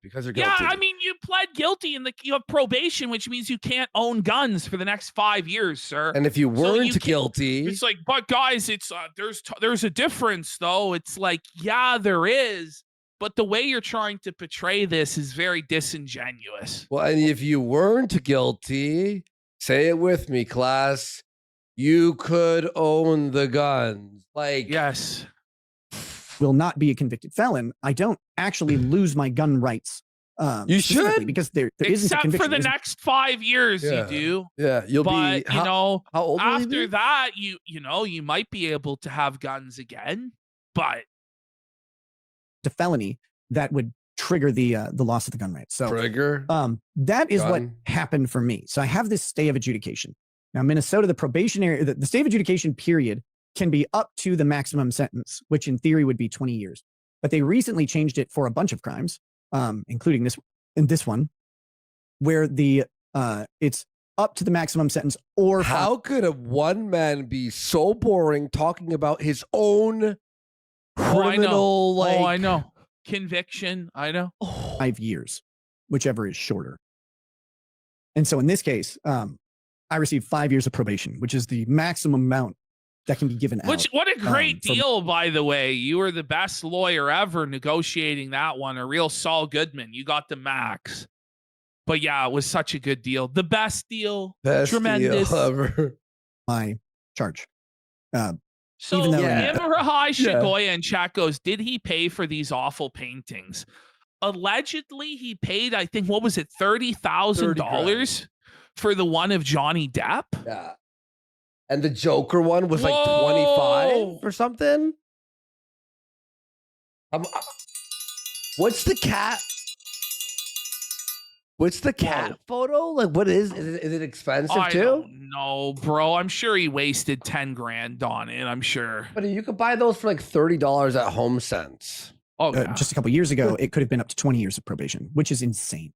The Death one was $60K. Oh, same artist. I think 5 years of probation is insane. Look, people can decide what they want about why I say that, but the reality is this. Until you've had a government tell you that you just can't do something for a period of time. Stop. And there's nothing you can do about that. And if you do it, like, and it's a thing that. But wait a minute. I thought there was no problem. This is the thing, though, REKIETA. You had a choice, by the way. You could have chose to go to prison or go to jail instead of probation. And you could have sold your ass in jail and prison to get the drugs that you so crave. There were options within the system. You know, you could have not bought 26 grams of coke and K and E. The plea, sir. You pled guilty. You admit that you did it. You accept the consequences of your negotiated plea deal. There were other options. You could have fought it to trial if you believed you were innocent, which you knew you couldn't win the case, or you could have went through with it and got the guilty verdict that the court bestowed, which would probably have jail and prison time. So you chose this over going to a cell. You had a choice. You chose this. Ignore the drug, like no drugs allowed, because obviously drugs are illegal. Well, hear this. As a matter of course. But to say that I cannot drink alcohol. You can't. You Sorry, can't, buddy, because you broke the law. You know, you fucked up, man. You fucked up. And a lot of your problems stemmed from alcohol use. A lot of these streams and shit, you were shittered out of your fucking mind. And, you know, it's like if you're drinking and driving, which you probably were, that's fucked up. It puts your family at risk. And your children shouldn't have to be in a household where they have a drunken baldo for a father. Not an addict, though. Not an addict. Oh, it's so easy to quit, but why can't I drink? Okay. For the next 5 years is like that's. You can't be trusted. And by the way, when you break any law, you're risking your freedom or whatever the fuck. If there could be people who've never drank and drive ever, the first time they do it, they're caught. And now DUI, can't drive for 3 years. But it's not fair. I did it only once. It doesn't matter. You broke the law and you got caught. Like the end. Sorry, REKIETA. That's what happened. That's kind of a lot. And it's kind of wild, especially because I don't have any criminal act involving alcohol at all. But that's just how Minnesota does it. It was part of it. Stop it. If there's a substance crime, no alcohol and no substances that are not prescribed. Okay, so you know the law now.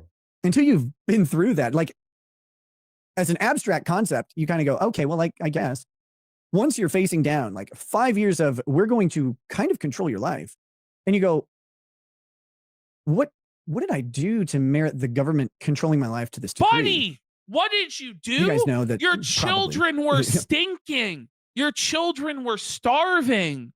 They came to the pastor and asked for help. What are you talking about?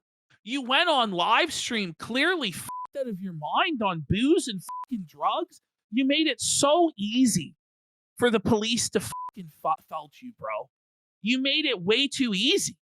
You just publicly broadcast to everybody what you were doing. And then they came to your house with a warrant. They found all the drugs. And they saved your children. They saved your family from your destructive behavior. To be honest, they saved your life, bro. And they're still saving your life by putting the consequence ahead of you. Hey, if you don't change your behavior when it comes to alcohol and drugs, you're going to prison for 21 months. Do you get it yet, you stupid fucking monkey?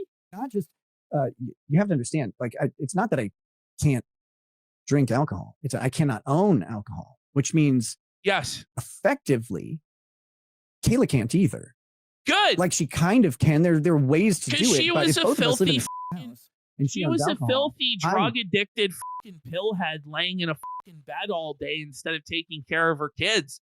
So she probably shouldn't be allowed to drink either. And she's lucky that she didn't get a fucking conviction herself.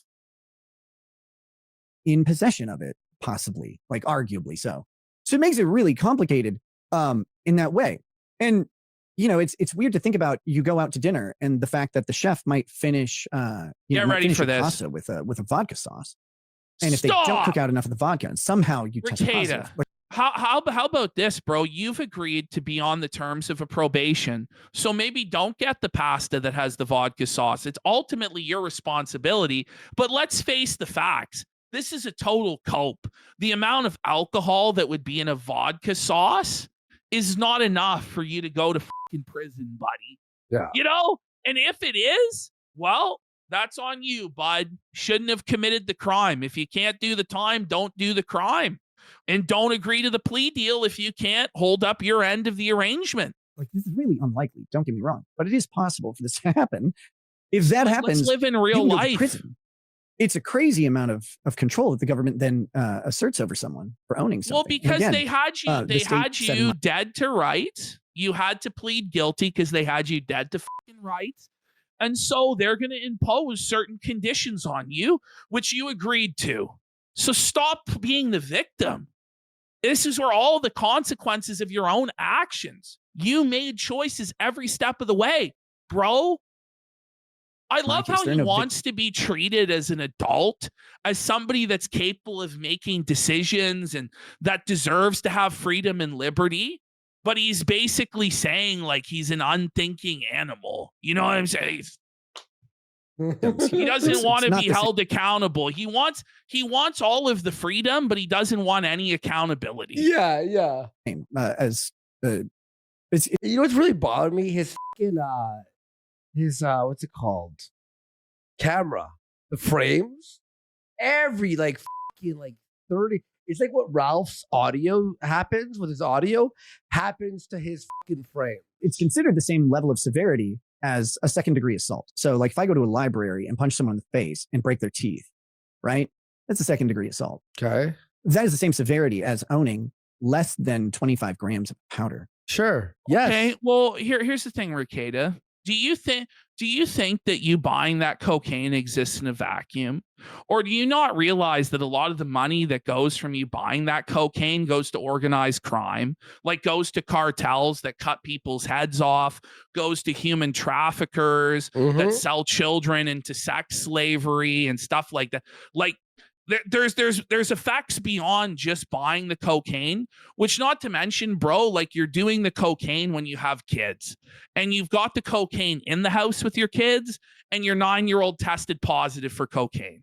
So like even most libertarians would be like, bro, your daughter tested positive for coke. You're a piece of shit. Yeah. You should be punished. Yeah. It was humanely sourced cocaine. Yeah. As a concept, like it's mind-blowing. And by the way, would you live on a street where every neighbor of yours did coke?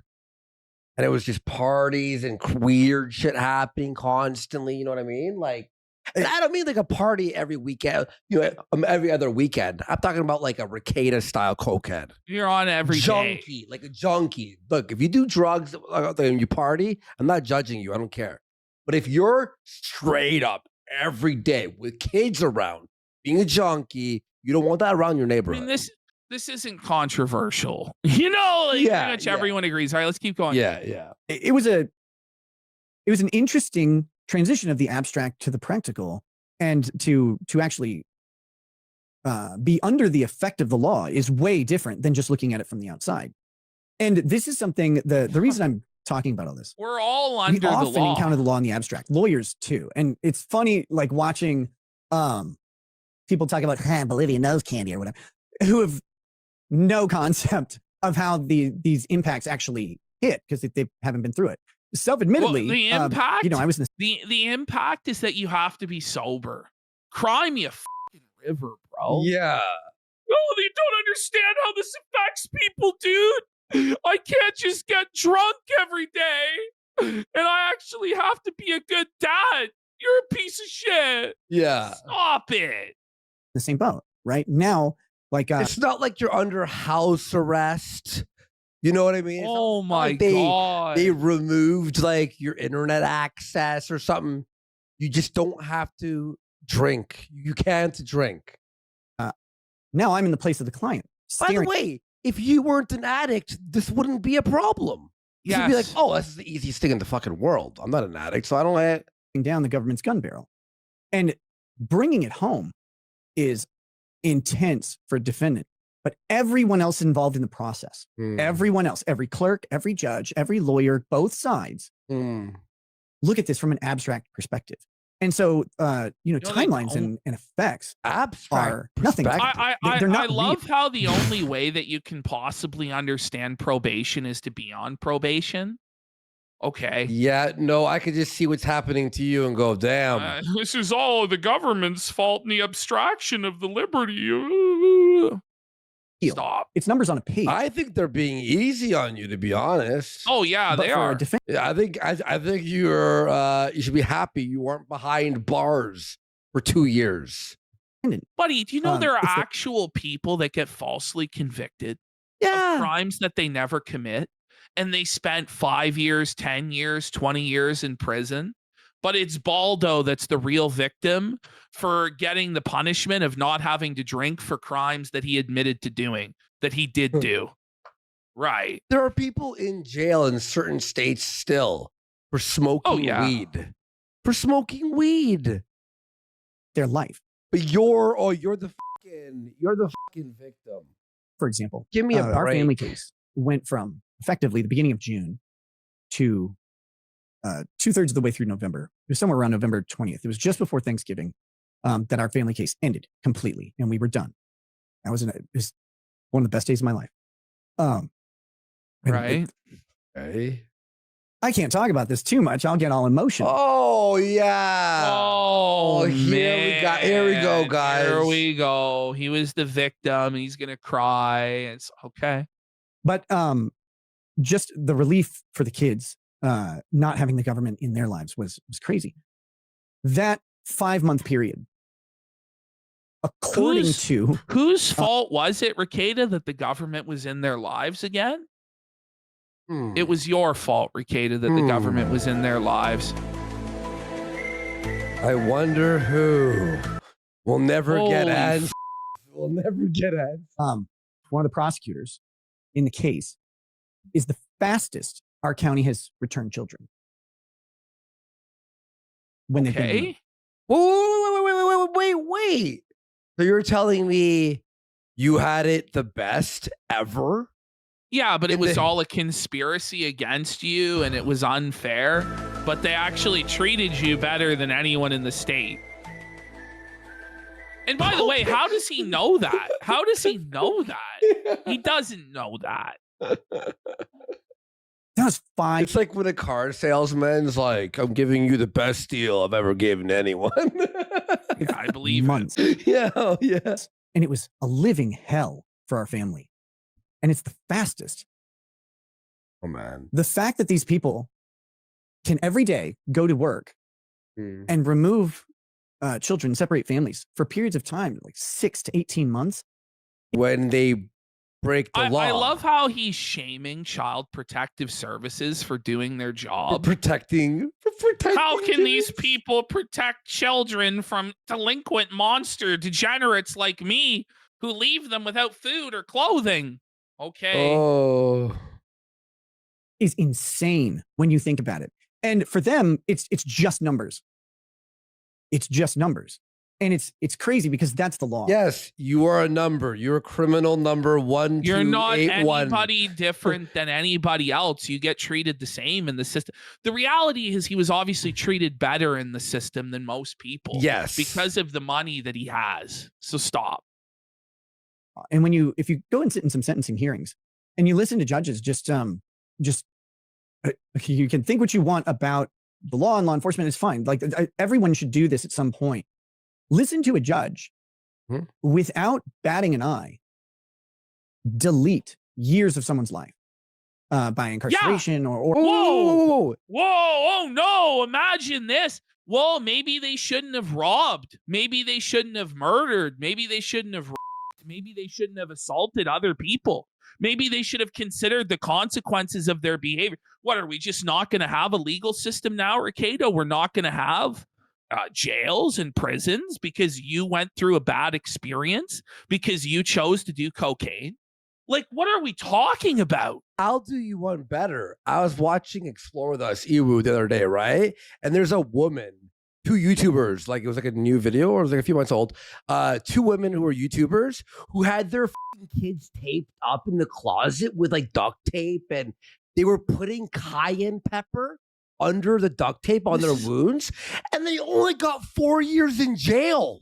And they weren't feeding this their, is, like, by the way, I this wish it is was the more in equivalent. jail. This is the equivalent of a toddler going, "Do you know how many parents send kids to timeout and take away hours of watching Barney?" Buddy. Yes, those are the consequences for bad actions. Like, the guy hasn't learned how it works. You know, if you're an adult and you break the rules of society, then you go to grown-up timeout where you have to sit in the corner until you learn your lesson, buddy. Except you didn't even go there. You got a more lenient version, which just means it's basically the equivalent of, well, you fucked up, son, by breaking the window with your baseball, so you can't have candy for a couple weeks.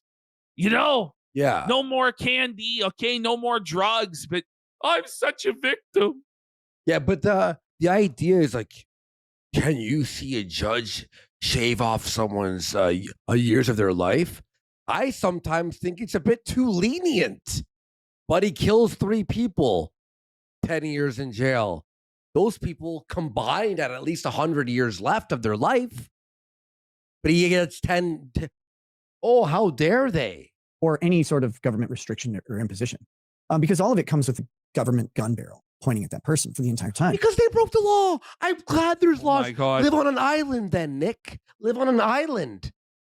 And it's wild. Like, I can't even explain the difference from being on Do you know the what abstract this end of is, it by to the way? practical end of it. You know why he can't understand it? Because at no point in his life did he ever actually have to face a consequence.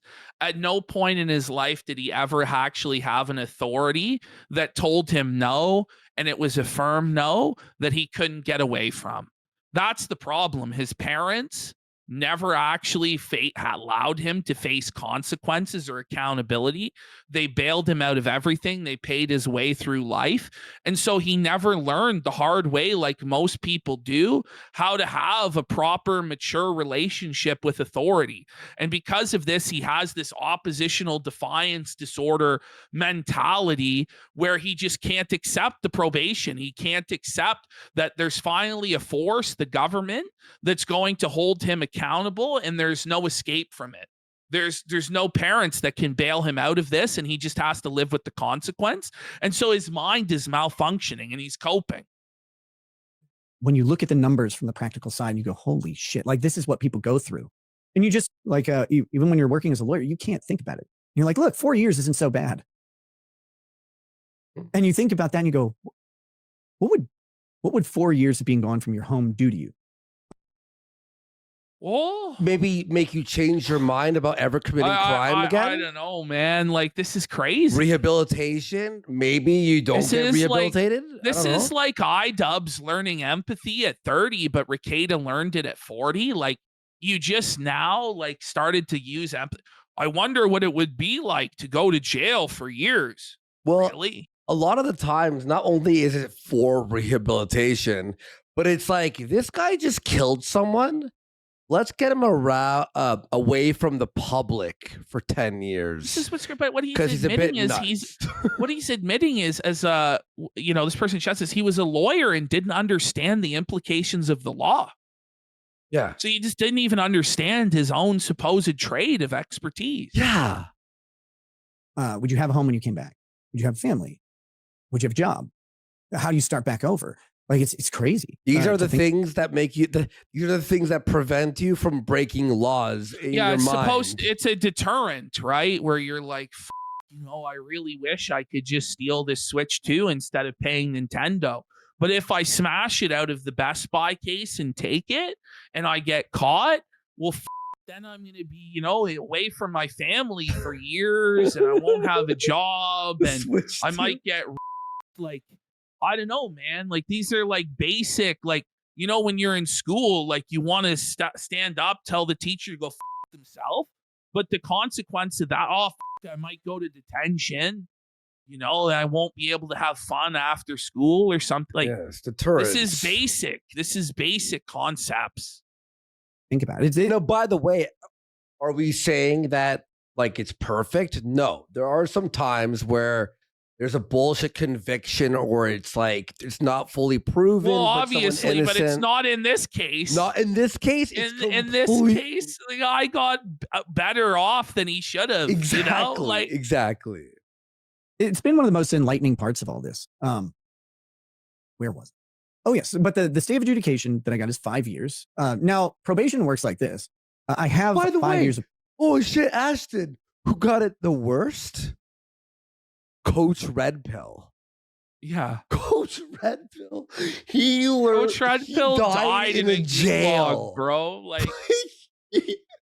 probation. But if I'm compliant with probation, I accomplish the tasks that have to be accomplished, which I've already done almost all of them prior to probation. And the court has recognized that is already complete. Mm-hmm. For specifically drug treatment. I went through the treatment program. It took 40 hours. It was like group sessions with a bunch of guys. Get it out. There's no flow. oh man, There's no sentences that connect to he's each other. still And fried. Like, it's just his Okay, go okay. scattershot his brain. yeah, it's just like, okay, and then I'm with the people and we're doing like some group sessions, and it's like these like pauses between every fourth word, and Hot. No, it's pretty cool. Like, you get to meet people who are meet people. It's pretty cool. Say it in one sentence. in various stages of their treatment. Junkified. Holy fuck. And I was assigned to 40 hours. Some of the guys in there are assigned to years and years of treatment. It's crazy. Think about. But assuming I get done with like, the only thing I've left to do would be the 80 hours of community service. And then it's just literally the monitoring and drug testing. So assuming I get done with the 80 hours of community service, being compliant with the rest of it, with the monitoring, they can terminate my probation early. I don't know how long. Listen, that would be. listening. It might be terminated early. Here's my thing, Rekeda. He's acting as though, like, you know, compliance with the PO is just a done deal. Like, it's just, it's easy. And for a lot of people, it would be. But the thing is, this is Nick Rekeda, who's the most egotistical, prideful, megalomaniacal narcissist on the face of the earth. This guy does not like being told what to do, and will whine and fight and cry and piss and moan and defy the PO's orders and just be generally a shitty person to work with. And so he's going to probably piss off the PO and get f***ed.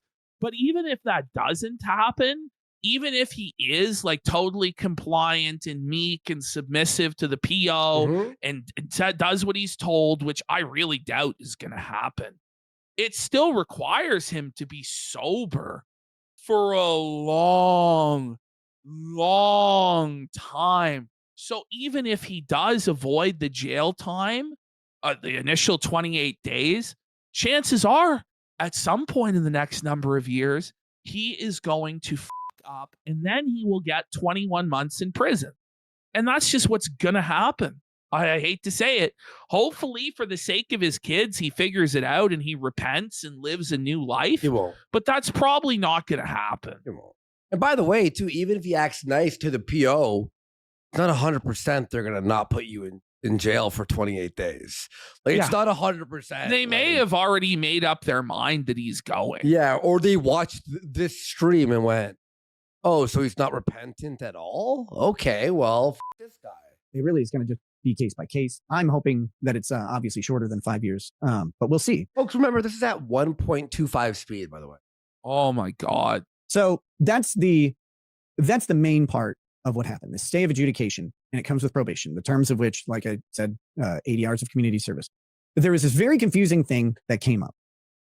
The presumptive sentence, if I were found guilty and not having this probationary period, is 21 months in prison.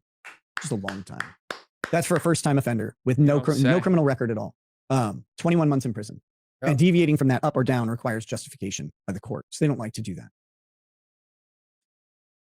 In addition to that, though, as a condition of probation, he's talking like with his pauses, like he's like saying something like epic and poetic and like really meaningful and profound. Makes you think. But it's just at the end of the day, it's just the ramblings of a drug addict. Yeah, like it's just like holy shit, dude. The judge imposed a 30-day sentence to the county jail, minus the 2 days that I served. And this confused people because there's a line after that that says that the confinement, the 30 days, is available to be deferred if the terms of listening to him was like walking up a hill. We all clearly know, by the way, how it works. Yes, it's not that hard. Probation are. It feels like I'm walking up a hill right now. Like, okay, I'm getting there. Complied with. Now, they misspelled complied, I believe, and they misspelled if to of. And that typographical error caused some confusion. But here's how it works. I'm to report to the jail on August 1st at 7 p.m. We know. Unless I comply with probation. So this is how we've all explained it. Nobody has explained it any differently than this. Right now, you are due to report to jail August 1st. But if you complete the program to the PO's specifications, then it might be deferred. Keyword is might be deferred. As of right now, you are set to head there August 1st. Yes. That's a fact. San Diego, August 1st. Basically just means that I'm taking my random drug testing and meet with the probation officer as necessary, which is actually way less than I thought it was going to be. I hope he slips on a fucking in a grocery store on like a thing of beer. Like a grocery store guy like drops beer and then he's like walking by and slips and then the beer enters his skin. It fucks him. And then he gets busted on that. Yeah. I mean, that's what the thing is, right? He set up, let's be real, he set up the whole vodka pasta thing as his preemptive cope for when he fails, which, by the way, we know he's failed drug tests before. He had one drug test where he pissed hot for booze. It's a matter of public record. Vodka pasta. From his, but this is... Earlier in the video, remember when he said, I could have pasta that has a vodka sauce. Oh, okay. And then I could test positive. He's setting up for when he fails. Okay, yeah. It's like when Elaine was positive for heroin, but it was because she was eating poppy seeds. Right. I do that. On August 2nd, it goes away. That 30-day jail time. The poppy seeds? Yeah, okay. Will disappear. That's the next cope. That's what the deferment actually means. In practicality. So what was explained to me by the probation office is that it's effectively a way to give people, remember who these people are normally dealing with when they're dealing with criminals, I guess. He's different than the other criminals, right? Yeah. He's special. He's not like the other addicts. Remember who they're usually dealing with. Well, the people they're usually dealing with, they look a lot like you, actually. In fact, he looks they worse than like a lot fucking of them. ghouls. Well, we got the real Mormon Shaggy for 5 subs. What's up Let's there, get Captain? some stuff. Let's go. Yeah, by the way, he's like, oh, you know who they're actually dealing with? Yeah, they're dealing with you. Yeah. And what sort of behavioral issues they may have. It's to give people a kick in the ass. Like, you have to do this. Yes. You have behavioral issues as well. That's what you need. You need a kick in the ass. I don't know what to say. You need a be in the ass. Have to, because a lot of these people they'll get sentenced to probation. They won't go sign up, for example. Then they got to track them down. It's a big pain. Or they'll sign up and they'll do it for a couple of days and then they'll disappear because they go on a drug bender, or they leave the state, or they get involved in criminal activity, or they get injured and are like, who knows? It sounds like something that you would do. A drug binge, yes. But so they stopped doing it. So this is an option to kind of kick him in the pants. Not him. Here you go. You can go to jail if you don't kind of get things rolling, rather than break up the entire probation and send them to prison. Because prison is expensive for the state, and they have a limited amount of beds, and they don't want to send people there that don't belong there. Yeah, but you do. I love how he says he doesn't belong there. It's like, bro, I don't know. You did the crime as the same as a bunch of other people that are there. You endangered your children and your wife. Like, maybe you do belong there. You know, if you were innocent, I would think otherwise. That's the thing too, medicinal felon. If he's so smart, you know, and he's above all these other criminals, then why did he get caught? You gotta think like that's kind of how it would. And Andy Worski got away with using cocaine for years. 2 years straight. And he didn't get a conviction. You and I somehow got swatted. Fucked up worse than Worski.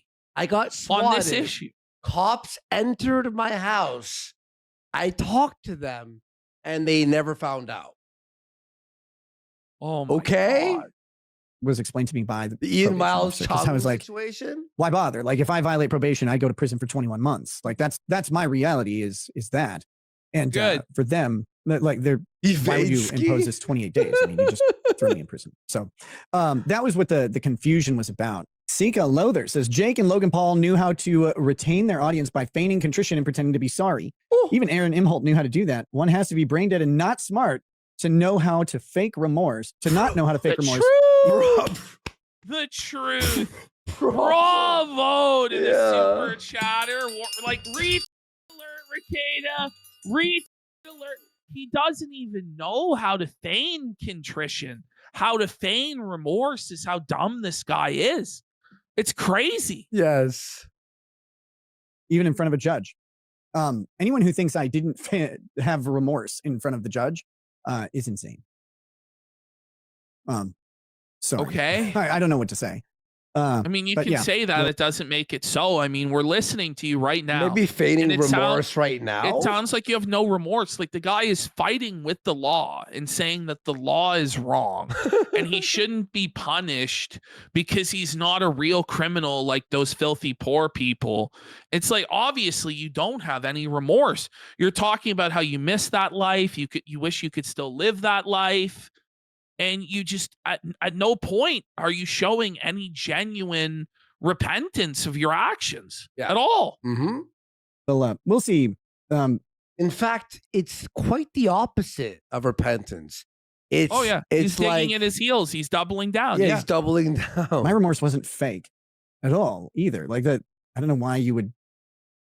One, why would you fake remorse? But two, I had tons because of it. I mean, I put my family through. Like, what a thing, by the way, is like, why would you fake remorse so that, you know, people at least feel like you're sorry? You know, like, I don't know. Like, why would you apologize? I don't know, bro. Like, holy shit. Yeah. Why would you grovel to a judge to hopefully, even if you don't feel that way, to trick them and be innocent? He's just angry that he got caught. That's it. That's it. But even dumb criminals will be like, "Yo, judge, I'm so sorry. I'll never do that again." The next day, they're fucking doing the same thing. Like, at least they'll know how to, like, get away with it. He's like, "This is you guys are fucking." I don't know. I thought it would not. Like we're just spinning our wheels here. Impact. Oh yeah, because you just keep it away from the kids. You keep it away. Well, yeah, no his one around. Opening statement to the judge was to tell the judge he's smart. Just saying. Yeah, exactly. No one around us knew that I was using at all. Unless Stop! Everyone did. I did. Everyone did. Everyone knew you were on drugs. Why you were caught. By the way, this wasn't like crazy. Or this wasn't like he was walking in a store and dropped a bag of coke in front of a cop. Oh, you gotta This wasn't like you know, you drop coke in front of a cop, or like, no, this was like someone going, "Listen, there's something going on in there." Everyone, they were like, certain people did because, you know, they. Oh wait. Oh, this is like rich nobody today, knew, rich tomorrow. But certain people knew. He's contradicting himself in the next sentence. Okay. And that's the thing, is like, so many things he says are so contradictory throughout all of this and just constantly undercut him. Yeah. Would use with you or whatever, or you knew they didn't care. But no one who would care knew anything about it. Let's see. Mr. Ubercross says, I've worked a lot of children's division cases. 5 months is insanely fast. Never had one go that quick. Also, based on my experience in my state, you got a good deal on the criminal case as well. I'm really happy for you with those results. Yeah, I mean, it turns out that a bunch of people wanted me to do stuff. They wanted me to pursue my case with my business in mind. What? And with a focus on preserving my reputation, which wasn't going to happen. It just wasn't. People. Well, no, I mean, listen, bro. People decide if you were just more honestly, if you just never said anything at all, your reputation would be a lot better than it is now.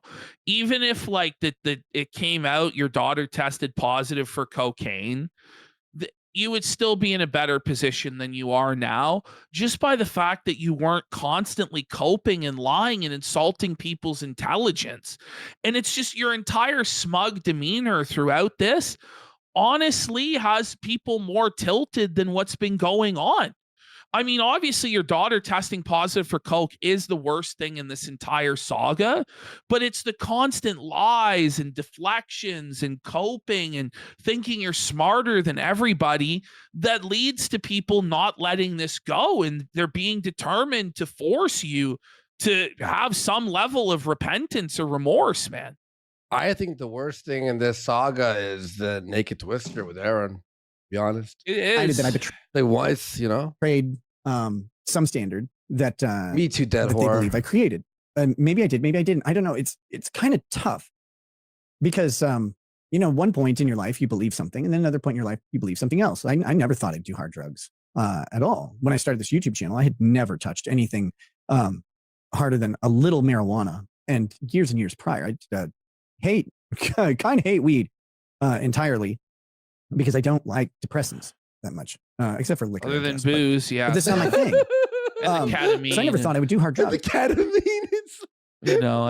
And the brown mixture, whatever that was, And I talked about it on the channel. Like, I don't want to do drugs. Never did. But then I did some, and I really, really enjoyed it. Like, there's So this no guy, bones to make about that. he started hard drugs at 40. This isn't some young person who doesn't know better. This is a guy who is just bored with his life of having a family and having kids, had a midlife crisis, and decided that he was going to start railing coke at age 40. People don't like how I talk about drugs, but like it happened. I did it. Well, let's. And you love it, and you're not remorseful. Like, how is he not going? Listen, I like the feeling, but I would never touch it because it ruined my life, and like I had anxiety, and it's like made me As think. I said earlier, like if he just came in and was like, "Oh my God, I lost total control. I was so addicted to it. It was scary. It was all I could think about, and I hated it, but I just couldn't quit it." Like people would have more compassion. Yeah. Because there's a lot of people who have struggled with addiction themselves. And there's a lot of people who, if they haven't firsthand experienced it, they've witnessed it in a family member or a friend. Pretty much everybody has. Yeah. So this isn't something where people lack sympathy, but when you beat your chest and you proudly boast and you're super arrogant and huff your own farts and pretend you're smarter than everybody and you're fooling everybody, nobody will ever have any sympathy for you. And by the way, it's okay to say like I could say, "Oh, I had fun on coke," but I'm aware that like it turned my life into a trash heap, and it was not worth the fun that I had. Talk about it. I think the biggest problem with all of this, it's like alcohol, right? Here's the biggest problem with all of this too. The guy just isn't funny, and he's not entertaining. No, he's just a boring, annoying mess of a man, if you can even call him that. And so it's like he's just completely unlikable, and he sucks. Yeah. So him. Yeah, he's not talented at all. And by the way, like he was always boring, but what made his shows interesting was the panels. It was like Tonkasaw with Kumite. Tonkasaw was a snooze fest, but he had a lot of guests on that made a great panel, and he knew how to host them. So this is the local stream that he did beforehand. And this was his first actual appearance, his actual comeback. And what I want to focus on here is when he starts to tell us about how he imagined him getting the plea deal. By the way, if you're watching the Clip channel, please hit like, please subscribe, and hit that bell. Thank you, everyone. Man, we're at what, 37,000 subs or something? 35,000. Wow, let's keep going. Ooh, let's go. Incognito Hazard for 5 subs. Let's go. Fuck yeah, big support. What's up, guys? Thank you, guys. Thank you. Subs for Jesus. So I want to point this out. You know, REKIETA, everybody got that letter from Pastor Mellon that he was no longer their pastor because he's retiring from being a pastor. Probably because of the absolute shitstorm you brought upon his congregation. Whoa. But I don't know if he's saying that like Pastor Mellon specifically sent him a letter talking shit. Like maybe REKIETA asked him for a letter of reference for his sentencing or what. I'm not sure. I'm not sure if REKIETA received like the general letter the pastor sent out or if it's like some special letter that says F you for being a piece of shit. I don't know. That guy could give, by the way, nothing nice to say about him By at the all. way, like nothing nice to say about the guy. The guy multiple times tried to intervene and save you from the path of destruction that you were on, bro. Like the guy tried. You understand you got fired from church because you were teaching the kids that Jesus wasn't God, and you were teaching them that Jesus is racist, and you were teaching them that Jesus would be on a stripper pole for money. Like this is the crazy stuff that he was saying. You know, and that's why he got removed from his position at the church because the guy was clearly not in his right mind. And, you know, you're bringing your mistress to church that you're in like an open relationship swinger situation with. You're obviously like stinking of booze and fucking drugs, like sweating in the pew. We have footage of you shaking in the pew. Like the fault isn't on the pastor. He did everything he could for you.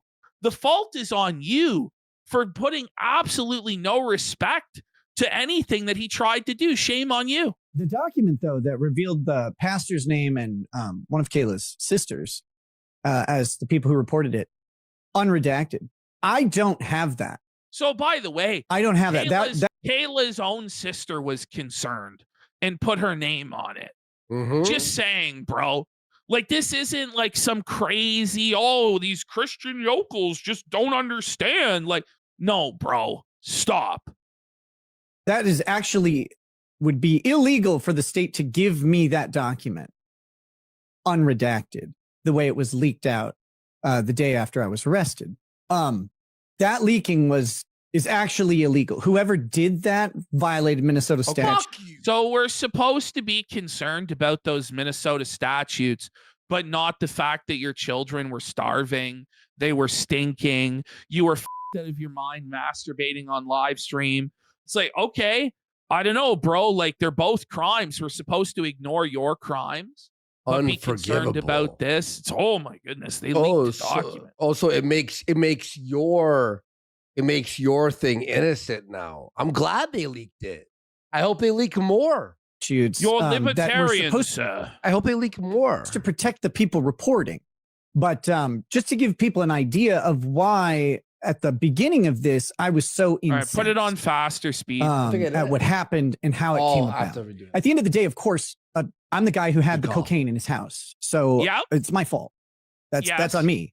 But if you complain about something. No, stop. You see, you were so close. He was so close. He's like, yeah, it was my coke. It's my fault. But okay. But I have to cry about it. Okay. Yeah. That doesn't mean that the other things that happened aren't true. But at the beginning of this, I was very angry for lots of reasons. Now I just wanted it to be done and was ready for it to be done. I've been looking forward to Friday since January. Now the jail thing was a little bit of a surprise. The thing that makes you mad is that the people who made the reports, people think that is people from our church. They were not. I know exactly who all of them are. Tell us. And Pastor the crazy Mellon, thing, wasn't he the mandatory reporter? Yeah. The thing is, it's like you've lied so often about this case that I just don't even believe you. Yeah, lie. every single story that was reported as part of that initial report. But here's the thing. Wait. So hold on. I just realized. So he's saying the church had nothing to do with it now, but wasn't the whole defense with Dick Masterson that it was a bunch of Scandinavian incel prude Christians that just didn't understand his hard partying ways? In which I had a really shitty day and stupidly used substances to try and compensate for that while going live. Bad choice. Very, very bad choice. Like every day. But the people who I love the that, thing is he's like, he was just having a bad day, guys. It wasn't an everyday thing, even though he wasn't going live every day because he was obviously doing drugs and partying. Yeah, and having orgies. You know? The stories that they told, the ones that are out there, like me driving lethargic and then excited, like lethargic. Why are we supposed to disbelieve that? Yeah. Because you're lethargic on stream all the time. You're fucked up and shit. You're staying up until the late hours of the night every fucking day. So I'd imagine even if you weren't hungover and drunk, you'd still probably be pretty tired from being up streaming and then getting up and going to church. I'm going to assume, bro. Yeah. Like, high is what it said. They're all based on truth. Okay. They're based on truth. And they're all knowing lies that were. Okay. Whoa. What? It's based on truth, but it's knowing lies? Generated lies by people who had truth. no idea about any drug use at all. But they were based on truth. But they saw that you were on drugs. Like, you were on drugs. You've admitted you're on drugs and drugs. This is where it's just like the most insane shit. They actually were suspicious of my relationship with April. And you were on drugs. So they decided. Oh, we saw the video from the church that was posted where you kept going in and out. Here's the thing, though, REKIETA. Having a mistress isn't illegal. At least not anymore. It hasn't been for like 70 years or whatever, right? Having a mistress isn't illegal. Having an ounce of cocaine in your house is, though. You see? Yeah. So it wasn't just that you were living a godless, adultering lifestyle in a swinging cuckold sex cult, okay, of baldoing. It was also that you were drunken on drugs 24/7, 365, and your children were suffering, and you obviously weren't maintaining. Like, he thought that he was passing as sober. Come on, bro. Anyone with eyes could see the physical difference in your appearance. You look like a fucking ghoul. Yep. To use that to involve the government to police my relationship decisions. It was a lot more than that. Joking. In fact, one of the people directly involved told the CPS investigators. We read the report. Yeah. Does he think that we have the memory that he has of goldfish where just if men in black erases? That their purpose was to, because of the suspected relationship, take the children away from Kayla and I. Well, That's you know what? happened. Maybe that was righteous, to be honest.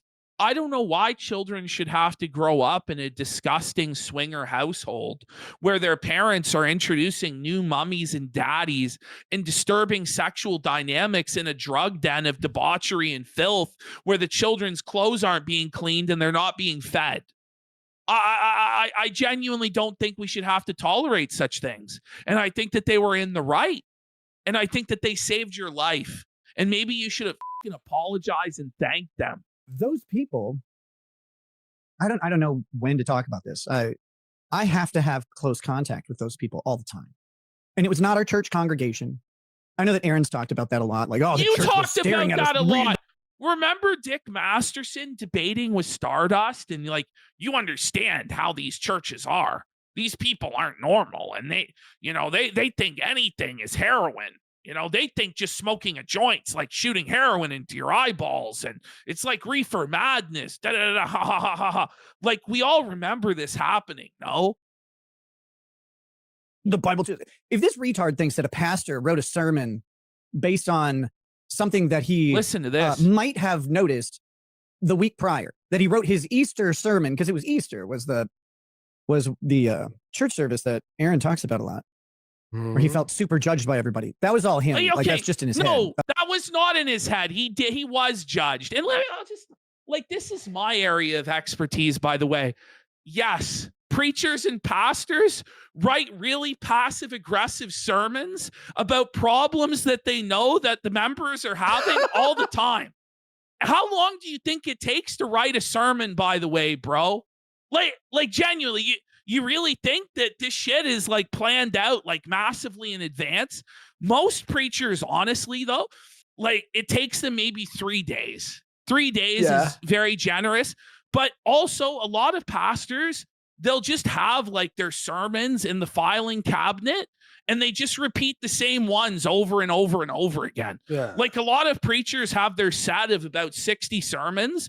They do a year at a congregation and then they move to the next one. He has no idea about the process of writing a sermon or how long it takes. Like I actually do know. And I do know he could have easily ad-libbed his pre-existing sermon to make references to you on Easter. Yeah. It's really not that hard, bro. Pastors write their sermons, especially for big days like Easter, months ahead of time. Months? It's not months ahead of time unless they already have like the same one that they trot out every year. Yeah. It's, you know, they're not just winging it on the fly.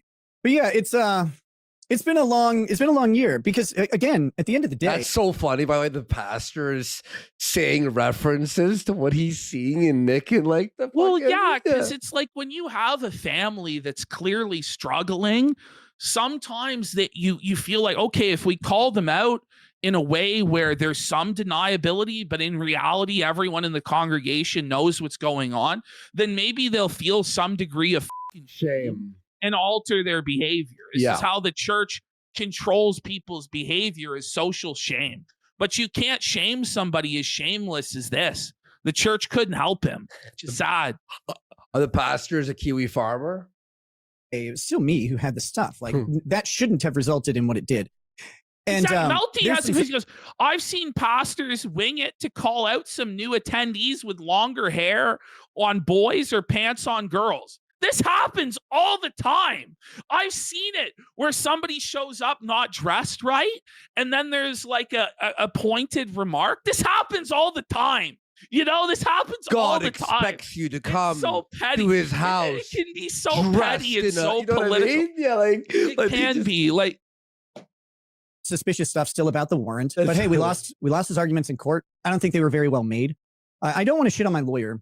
I don't want to shit on my lawyer, but he does. He wants to shit on his lawyer so bad. But that's why I don't want to do it. That's why I'd much rather do this. This is much more natural for me. Lawyering is a very, very difficult job, and sometimes things get missed. And sometimes things aren't as well written. Get ready. This is amazing. In your head, you know what you want to say. Yeah. Since you know the narrative, when you write the thing down, you're like, no, I said what I needed to say. And then someone else reads it and they're like, nope, I don't get this at all. The judge clearly didn't even get the argument that we were making. But at the same time, the judge wasn't high IQ enough to understand REKIETA's filings.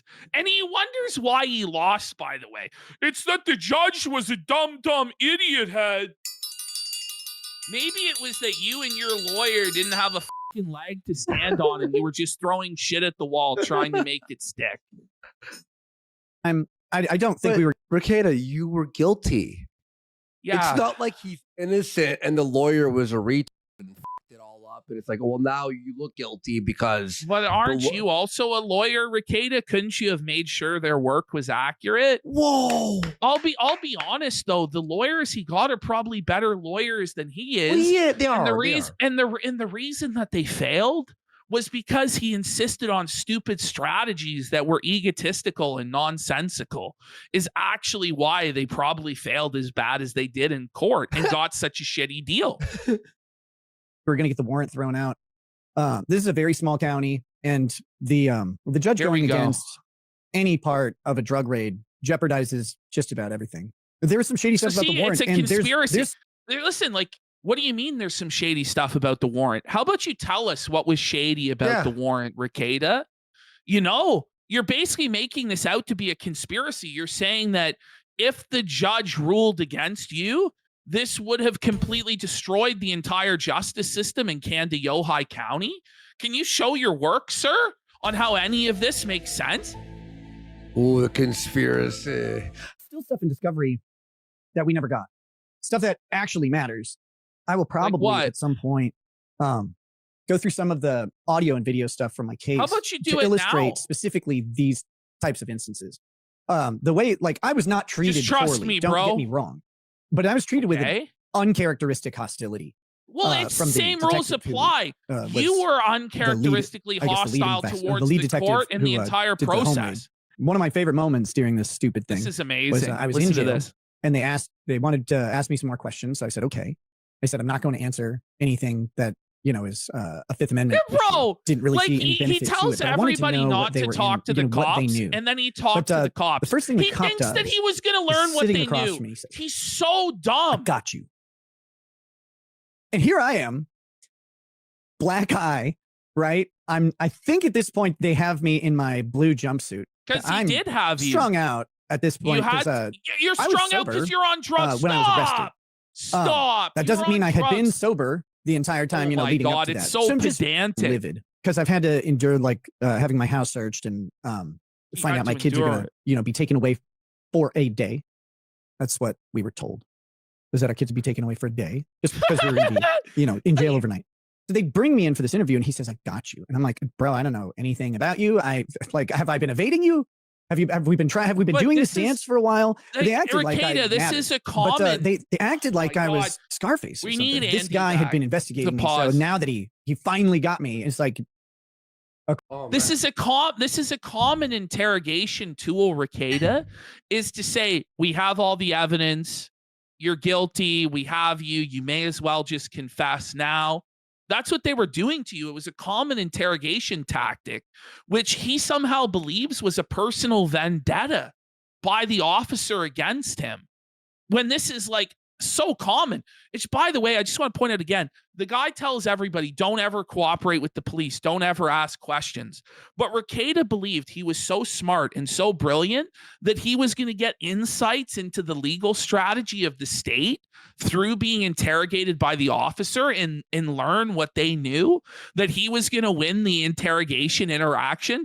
It's like, buddy, this is a pretty risky gamble when it's your freedom at stake and the officer really doesn't stand to lose anything. But this is your brilliant constitutional lawyer at work.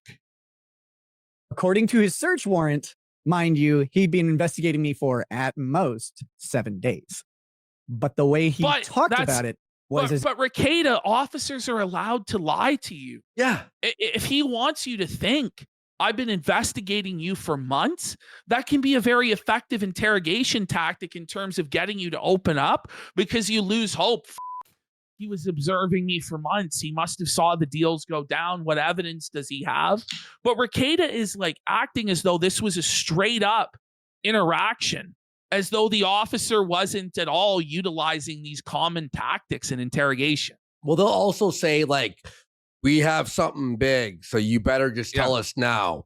Or they'll be like, your buddy just told us everything. Just told us everything. Yeah. Yeah, they'll do that all the time. as if he had been after me for months, which is what he indicated to me at my house. And he made a phone call to April's mother, told April's mother that she was high. She which was they high. didn't drug test any of She us. was. So like that was just, he just made He that. probably looked at her. Bro, He probably looked look, at her just- and went, whoa, have buddy. have you seen her mugshot, Nick? She got arrested like with a mountain of cocaine in the room. Like her credit card had like traces of cocaine on it. Like her card was being used to chop up the coke, but you know, she wasn't high at Yeah, all. that's illegal to assume that she's high. that up. She also wasn't high, but he also told April's We don't believe you. Why even argue that point? That's stupid. Why? Yeah. No one believes that. mother. They've been looking into me for months. Now I have no discovery about this. Okay. All those documents just don't exist. And that phone call also just doesn't exist. And I hate that it's taken so long for me to start streaming, but it got to a point where eventually it was like, you've this far, you know that on April 18th, you're done. You know at that point. But you went on Melton's fucking stream in chat. We're tweeting. You were phoning into Well, Melton's. Like, you didn't What's care. crazy is he's going to say like he wouldn't say something to jeopardize his case. But what's crazy is he told us the whole time that there's nothing you could say that could ever jeopardize your case. Yeah. It's kind of wild. And unless something crazy happens, you are being sentenced on April 18th. Just wait and don't anything up by talking. But I thought We that were was blindsided. impossible. Yeah. Because the recommendation from the pre-sentence investigation of 28 days, but 30 days with 2 days already served This is of amazing. jail time came out of nowhere.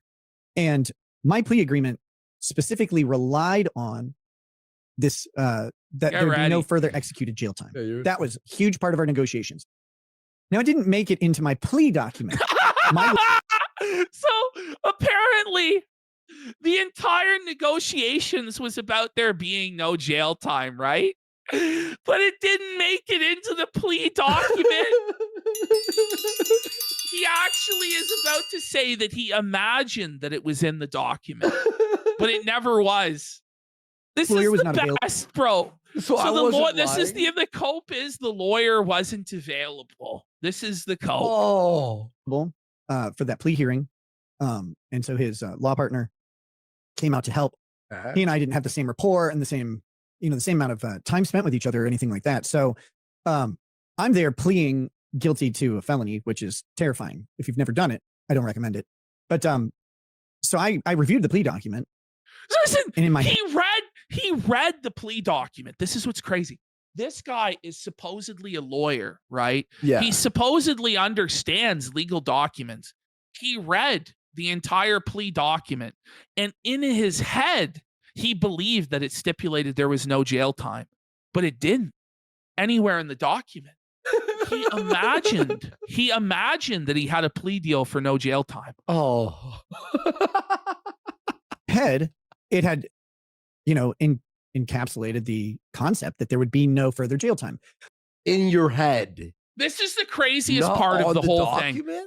thing. Not in Because the I was- document that What he the- read. Not in the document that he read. In the room with the prosecutor, when she told my lawyer the state is not going to pursue further jail time, like that happened. In That my happened head now, in his like, head. when I think, That happened. He goes like, that happened in my head. You probably Like, thought he's about just- it. He's just admitting to being totally delusional. He's like, yeah, I heard this conversation. And then when I went back, he admits this, when I went back and I looked at the transcripts, no such conversation ever occurred. You probably thought about it in his head, like out loud in his, or not like, you know what I mean? Like he was just thinking. And then This it became to me reality. is like It the became reality. craziest. This is the craziest That's thing, man. scary. That's what drugs does to you, folks. think back, I see that happening in the courtroom, but it didn't. I went through the transcript. 2 days ago, I would have swore This to you that must happened be in court. scary, on the bro. record. He would have swore that it happened in court on the record. But when he went back, it was all in his head. It was all a fantasy. It was all a delusion. It was all a dream that he had. And none of this was real. But he believed it was real. This to me is the craziest part of anything that he revealed during his entire saga, like over the last couple days. It's like, whoa, man. This Mandela affected. This is And it what did not. happens. Your memory is destroyed by drugs. Like your brain gets. Yeah, man. I checked That's the transcript scary. and it didn't. Well, it Like happened Bla- in the negotiation room. Like Black So when the Mirror. pre-sentence investigation recommends this 28 days jail, that I thought, we had discussed there wasn't going to be any. I'm in full-on panic mode because now, I find out like Suffle 3 or 4 Baldo. Oh man. Oh. So he's just in a full-on panic. He's like, "Fuck! I'm going to jail. I'm going to jail. I pled guilty, and I'm going to jail." days. I found out before you guys, obviously. Are you but only by sure? a couple days. No way. And so Bullshit. then, Bullshit. I don't think so because he was being smug as Yeah. bro. Yeah, Like, exactly. I went into full-on I'm not heading to panic jail. mode because I now didn't know if I was going to go home on Friday. So that was, that bro, was a so possibility. by the for way, me. it's like it was the best deal. I negotiated such a good deal that I had no idea I had pled guilty to jail time. And 3 days before the hearing, I was shitting my pants. A tremendous deal. Nobody could have negotiated it better. Now, did I get the maximum on everything applicable? Yes. And did I even know what I had agreed to? No. And did I imagine conversations in my mind that never happened? Yes. But it was tremendous. It'd make your head spin. Come on. And that is terrifying. We got confirmation on Thursday Terrifying, yes. that the state was not going to ask for for any more than the executed jail time. That was it was in the report. The state wasn't going to ask for it. And then on Nice. Friday, we went to court. The judge still actually ignored the state, and he It's not a sentence. It's a probation condition. But he added the probation condition of 28 days jail time. The cope. Oh my God, the cope. 30 Stop. minus the 2. However, what everybody missed, the deferment is that I will not go to jail as long as I am compliant with probation on the date, or up through the date of the jail reporting. August. It's not for sure a thing. 1st. I believe it's 7 p.m. He was found innocent in his dreams. There was a man. He told me in a dream I was innocent, Your Honor. He looked just like you. No, it used to be. I always liked when people met me out in public. Source, it came to me in a vision. This one's so funny. Like, REKIETA's like, I used to like it when people met me out in public because they'd suck my but now people are mean to me because my daughter tests. This is what he's saying. Or it's wherever. brutal. It to be, I always liked when people met me out in public or wherever. It was fun. It's not always fun now. Oh, people are like, oh no. People have changed their little tune. baby. Oh, wait, people changed their tune. You think? You used to be a famous law tuber, like doing like hundreds of thousands of viewers, making tons of money. Now you're known as the junkie guy. Usually because they believe the most ridiculous accusation. They believe that I would give a child cocaine. That's not what we believe that you left some out and there was exposure. I mean, listen, it's possible. Some people believe that you dosed your own daughter because you told Aaron Holte that cocaine is medicinal and your daughter has ADHD. And the idea is you're such a wacko because you believe that cocaine treated your stress instead of actually making you more stressed, which is what it really does. Okay. That you might have given her it medicinally. Alternatively, people are like, the guy, it was a drug den. The house was a fucking mess. There were multiple users in the house. The idea that misplacing cocaine that a younger child got into is also very likely. But what's not likely is your explanations, which make no sense. Yeah. That a police officer's had trace amounts of cocaine on his hand, which then he touched the top of her head, which then caused her to test positive. That's not how the tests work. Yeah. Everybody knows that's not how they work. And you're just selling bullshit, bro. It could have been too. He was cutting some coke on the coffee table and then left the residue up there.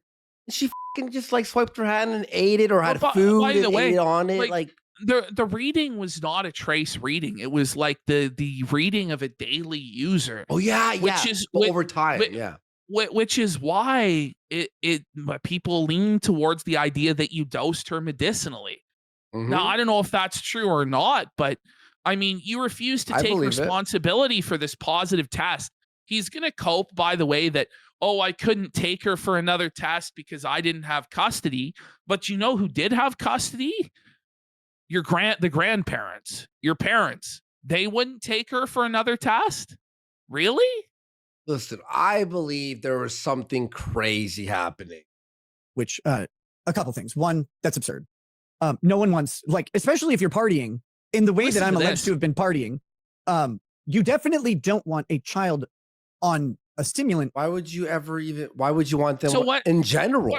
What he's saying is that it would have harshed his good time and buzz to give her cocaine. That's what he's saying.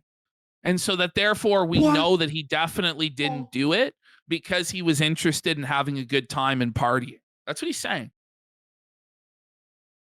My God. That will keep them awake and make them annoying. Oh my God. I mean, why even say this, man? Like, it's not funny, bro. It's everything he takes so lightly. It's a ha, it's a joking matter, but this is a 9-year-old testing positive for a hard drug, bro. You're your kid. Come on. I wonder why people in public hate you. I don't know if you've ever been around people who are doing cocaine when you're not. Like, they're annoying.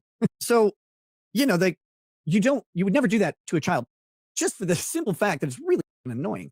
But two, oh my God. Like, when you make statements like that, how can you be surprised when you get sentenced to 30 days? Is he trying? How can you get surprised when you get five years of probation? I guess it's like an attempt at a joke. I can't tell if he's joking because it actually happened, though. None of that ever happened. And I like that'll go with me to my grave in both ways, because the internet has people who are stupid enough to think that it did. It definitely did not.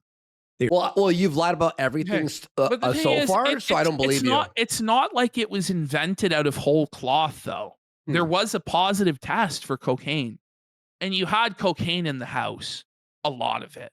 So it's not like this is all only stupid, unreasonable people would believe that. Pretty much everybody would believe that. I'm starting to believe it more and more, to be honest, the more he speaks. There's no way I would ever do that. At some point, with Kayla's permission, I will probably play the audio recording of the CPS worker. Do we really have to? Do we really believe that it's Kayla who's stopping this evidence from being unearthed? If it would vindicate them and their family, like he's just using Kayla as an excuse to not present evidence. You know what I'm saying? She has no voice in any of this. Telling us about the test, which we were told about, I believe, one day before our hearing. We did not have the opportunity to hire an expert, and they didn't have to ever like justify or validate the test. And I can explain this all at some point. But like the test is valid because the test is valid, bro. You know, everybody in the town goes to the same lab and gets the same test. But what REKIETA is arguing is that the whole institution of testing is corrupt and that they only return positive tests, and it's just designed to scam people and send them to jail. It's such a weird subject that combines all of the. But if they did that, then wouldn't they put him in jail? Why would they release him and drop that charge? Well, I know, right? It's like Schrodinger's conspiracy. Like, you know, it's they treated me bad, they railroaded me, but also they let me have this plea deal where I don't have to go to prison. Okay. Yeah. These different factors, one with how juvenile and family court goes, and the reduced standard that they have, and the standard that they have to meet. It's two different standards. This guy is one of the dumbest people I've ever heard. Oh yeah. The thing is, the guy thinks he's so smart. But the gap between where his intelligence he thinks it is and where it actually is so wide. And as Richard Spencer said to Sargon, that's a difficult place to be. When you think you're smarter than you actually are, it's a really difficult place to be. The standard that they have to meet is just a preponderance of evidence, whereas in criminal court, they have to get beyond a reasonable doubt. But the other standard that they have to meet was not to prove that the child ingested a substance actually at all. Well, they actually had did, to prove though. was that there was a preponderance of the evidence. But they proved, like the test proves that there was exposure to cocaine. Now, whether or not you gave it to her, it was accidental, or that's up for debate. But the child did test positive for cocaine, man. You had cocaine in the house. It's not like they tested positive for a drug you didn't have in the house. Yeah. 1% likelihood that there was an ongoing issue with children's safety to be returned to the home, because that's all they did was to say that this test shows that something happened. And I can show you. He has the Rumble thing. Is he on Rumble too still? By the way, REKIETA, if you're all about like an open process, then why did you have the records for the family case sealed? Because if the records were open for this family court case, we could all see exactly what happened.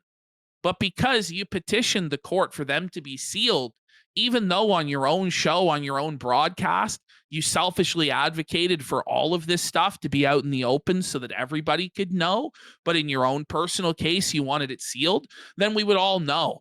And we wouldn't have to just go with, trust me, bro, from a guy who's lied every single step of the way. Is he still on Rumble? Yeah, but he doesn't have the contract. They don't pay him a fucking penny. I assume he lost the contract. Yeah. Fair enough. Happened, which I'll do eventually, because we have the officers touching my daughter's hair. And I'll show you the studies as to how cocaine gets into hair. It doesn't work like that. It doesn't work like that, REKIETA. And we've been over this so many times. Yeah. Just keep playing it. Specifically, gets in the metabolite. I know, but I'll show you the studies about how it gets into a hair follicle during the washing process, which is supposed to cleanse them. No, I don't care. I don't want to hear this. It doesn't work. The great thing is, since they never accused us of doing anything, they didn't accuse us of exposing our child to cocaine. We never got the chance to defend it. But you'll hear us when they told us about it. And one of the things people are like, why didn't you get another test? Well, two very simple reasons. Because you knew it would be positive. No, but he says the child isn't in their legal custody. But am I wrong? I could be wrong. But from my understanding, it went to their parents, the custody.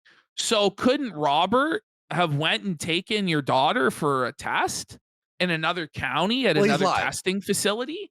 I think he's lying, to be honest. Well, yeah, it's a full lie. It's a full-on lie. Yeah, 100%. I could not have taken my child to go get a test, a follow-up. Well, that's a lie. Well, lie. And two, we demanded it from the state. Lie. And the state said they were not interested in pursuing a follow-up test. But And buddy, then like the way that I understand the documents as they're laid out, they immediately retest. It was 2 tests. There was 2 tests because they immediately retest because they're like, there must be something wrong. And the second test confirmed the first test. Yeah. We went over that document. That's my understanding of what actually happened. So, I remember it clear as day. 100%. That's what happened. Like literally. Never actually used it beyond just showing that there was an issue with children's safety that needed to be resolved before the children could be returned home. This is the problem that the state had is up until that test came in, they had nothing as a factor for why the children could be out of the home, because all of the children specifically said they had never been exposed to drugs. And if they had been exposed to drugs, it would have been from someone else. Now, I say they specifically said that. The state led that question. I hope he children, which is why I mentioned it in court. It's like a 7-year-old isn't going to say that. I hope he fucks up. Because a 7-year-old doesn't know what cocaine is. Like that. They don't know what drugs are at all. Now they do. Now they do. The thing is, though, REKIETA, your 17-year-old, he knew. Yeah, of like course. to try and pretend like your teenage children did know. They're not fucking stupid. They understand what's going on. And he has the balls to claim that he was never intoxicated in front of his kids. Stop. It's just a total lie. Lie. Yeah. So at this point, it's like we're trying to debunk the same thing over and over because he's such a liar. Yeah. It's just every sentence is like, What he doesn't understand is this is the same problem that DSP ran into, where if you're just never honest and you never take the L and you're always lying and moving the goalposts and saying crazy things, people will go to a crazy extent to prove you wrong and prove that you're a liar. Mm-hmm. And that's how you end up getting situations, even though it was wrong, like people getting DSP's bank records, because they're like, okay, bet, motherfucker. And this is how REKIETA had shit like Minnesota Public Records leaking on him, because he went to such insane extents with his lies and his arrogance and his smugness that people are like, I'll fucking humble you. I'll fucking show you. Yeah. So this is just a obvious, don't ever act like this. Why would they say this? It's only because the county worker led them through that question. That was it. However, all of the kids said they'd never been exposed to drugs. They'd never seen their parents intoxicated. We were blown away. Lies. And we wanted to find out. Like, we don't actually know that our child was exposed. Oh, well, we do. Because it could have been a sample error. Right. Every lab. Yeah, the house full of cocaine. There was a sample error. Yeah. No. It just strains credulity. Like if there had been no coke found in the house, then I would be a lot more inclined to believe this. Yeah, if it was just alcohol and like K, but now there's coke, it'd be like, then it would be like, well, maybe he had coke in the house before and maybe, but this time we can go, no, there was a massive amount of coke. Aaron told us the stories as well. There could have been coke. The bullet was beside Aaron's kid. Remember, full of coke. Like that could have happened. The girl grabbed it and like ingested it. Well, it's bad when even Punish Grimace just lays it out, bro. They wash the hair before the test. They test for metabolite. REKIETA is a wet brain who couldn't hack it in daddy's playtime law school. You really think he can read papers about fucking laser spectroscopy or whatever the No. Right. Well said. Sample of hair comes in, and for whatever reason, the labels get swapped. And each lab has a rate. Oh yeah. Oh my god. Now I just can't believe we're doing this song. The labels were swapped. But notice how he didn't bring this cope out like during his public stream. He kept this cope like for the local swine. You know what I'm saying? Yeah. Because they're the only ones that believe this shit. Yeah. Guys, now it's there's a rate of them swapping tests there was a retest. There was 2 tests. We know that's true. Stop it. There's coke in your house. That they keep track of. That should be disclosed in discovery. We never got that. They should also have just a general failure rate, both false positives and false negatives. There's 2 that get overturned on confirmation or whatever. We didn't get that either. We didn't get any of the tools to fight it because they never actually used it. It just got used for that one thing. Oh my God. But people ask like, why didn't you get another test? You have no physical custody, so you can't grab your kid and take them. In fact, at that point, especially, we weren't. Well, even you allowed. wouldn't want to do a test anyway because you would know that they'd be positive. So, should we finish the locals cope or should we go to the Minnesota public record? Let's go to the next one. I think that was good. All right. I think if I have to hear him one more time, I'll shoot myself. It's just the same cope over and over and over again. Yeah. Now, this is funny because REKIETA was sure he knew what Minnesota Public Records was going to do. Just go to 1.5. 1.5. Yeah. Okay. Oh, yeah. Yes. Oh, I saw this. Yeah. So he starts like calling it out. Oh, you think you have a court transcript? That's it. Yeah. I watched this live. And he got totally blindsided and had no fucking clue. This is one. Here we go. This is a weird super tip. Are you going to be able to hack while on probation? Dude, I can't hack anything. However, I will be at Hackamania. Why? So I just want to point this out. This guy is about to ask his probation officer, like a month into probation, to fly to Las Vegas, the city of sin, where it's coke. like cocaine, alcohol, strip, like weeds, everything. And it's like, is he real? Like, you think that's wise, bro? I guess his like legal defense in his mind is to try and say the officer entrapped him by allowing him to go, knowing he would fail.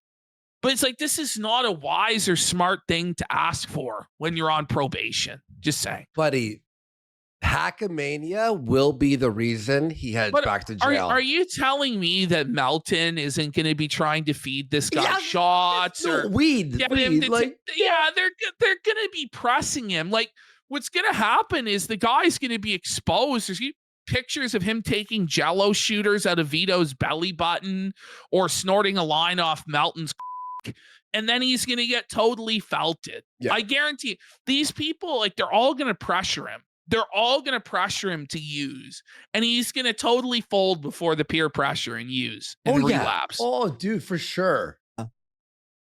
I will be at Hackamania. What if one of these guys spikes his drink? Yes. What if someone who hates him is like, I'm going to this would be funny. I'm going to put him in jail for the rest of his life. You know what I mean? And if you guys want to... By the way, as an addict who's on probation, why would you want to put yourself in a situation where you'll be tempted? Right? Like, well, there is no temptation for him because he's not an addict and he's in complete control, don't you know? I'm hanging out with a sober Nick REKIETA, which means 100%, well, by the way, 30% less nudity. A sober Nick REKIETA is like saying like a sick doctor or okay. You too can come hang out with me at Hackamania, and you should. Is Ape going to be there? I will be there. I got permission to be there from probation, getting the paperwork taken care of. I refuse to believe that they actually signed off on that. And if they did, they want him to fuck up. They just want him to. Okay, yeah, absolutely. You're going to Los. How long? Sure, bud. Your PO's waiting at the fucking gate. He's gonna cry and say that the PO set him up. You know. Yeah, yo, PO's at the gate picking him up for the drug test in the car ride on the way home. On that, that's what's gonna happen. Hopefully this coming week, but. They've said I'm good to go, so I will be there. I wasn't sure if I could go or not. Did you hack Aaron email? No. He did though. He knows. He's so full of shit. Come on, REKIETA. Oh my I hope God. that goes through. Oh, John Jelaine says that nobody knows that falling off the wagon, getting back in the saddle again takes guts. Come on, read the one. Having to do it publicly is is a little nerve-wracking. Like it is. Double Trend says, Raggets, we love you. Glad you're back. Hey, thank you. Port Film Co-op says, what's with the cuckoldry stuff you do? I don't.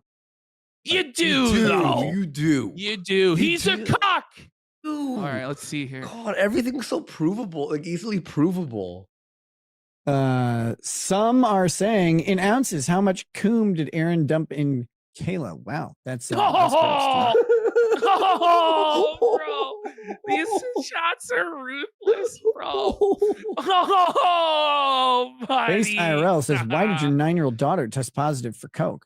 Oh, buddy, it's tough. It's tough out there, huh, Rocket? Tough crowd, eh, bud? By the way, he's doing the read only above $20 donos again.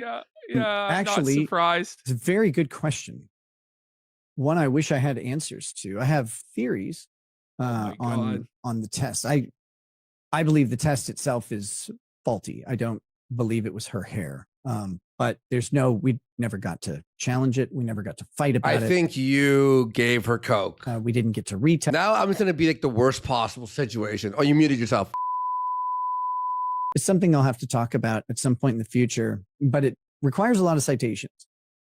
An honest doubter says, plus side, probation will add 10 years to your life. I mean, if you want them, I guess. But World's Man says, enjoy prison stalker, child. Well, no. Here. All right, you know what? Let's just go to the bottom line. He literally says this. He sees Minnesota Public Records posted, and someone told him, and they posted the transcript, and he's like, I was actually worried about that. That's all they posted, the transcript. Turns out it wasn't. What they have is proof of where April is living. She's still living in Wilmer. She's living 12 miles from the REKIETA house in this fucking crack shack that REKIETA set her up in. And apparently he may or may not have footage of REKIETA visiting the residence and being in and out. So he's still fucking her. He's still involved with April. It's fucking disgusting. Oh, and then also just coincidentally as well, we have Montegraph is contacting Aaron Imholte. If we go to the next slide. So that should be interesting. He says, interesting to get a DM from Montegraph. Not my place to say what it is about, but I think he plans on releasing it in time. Decent enough guy. So Rockets might be facing the felting for Montegraph. We'll save the rest of the REKIETA segment for later. For Wednesday. Let's take a quick break. Let's take a piss.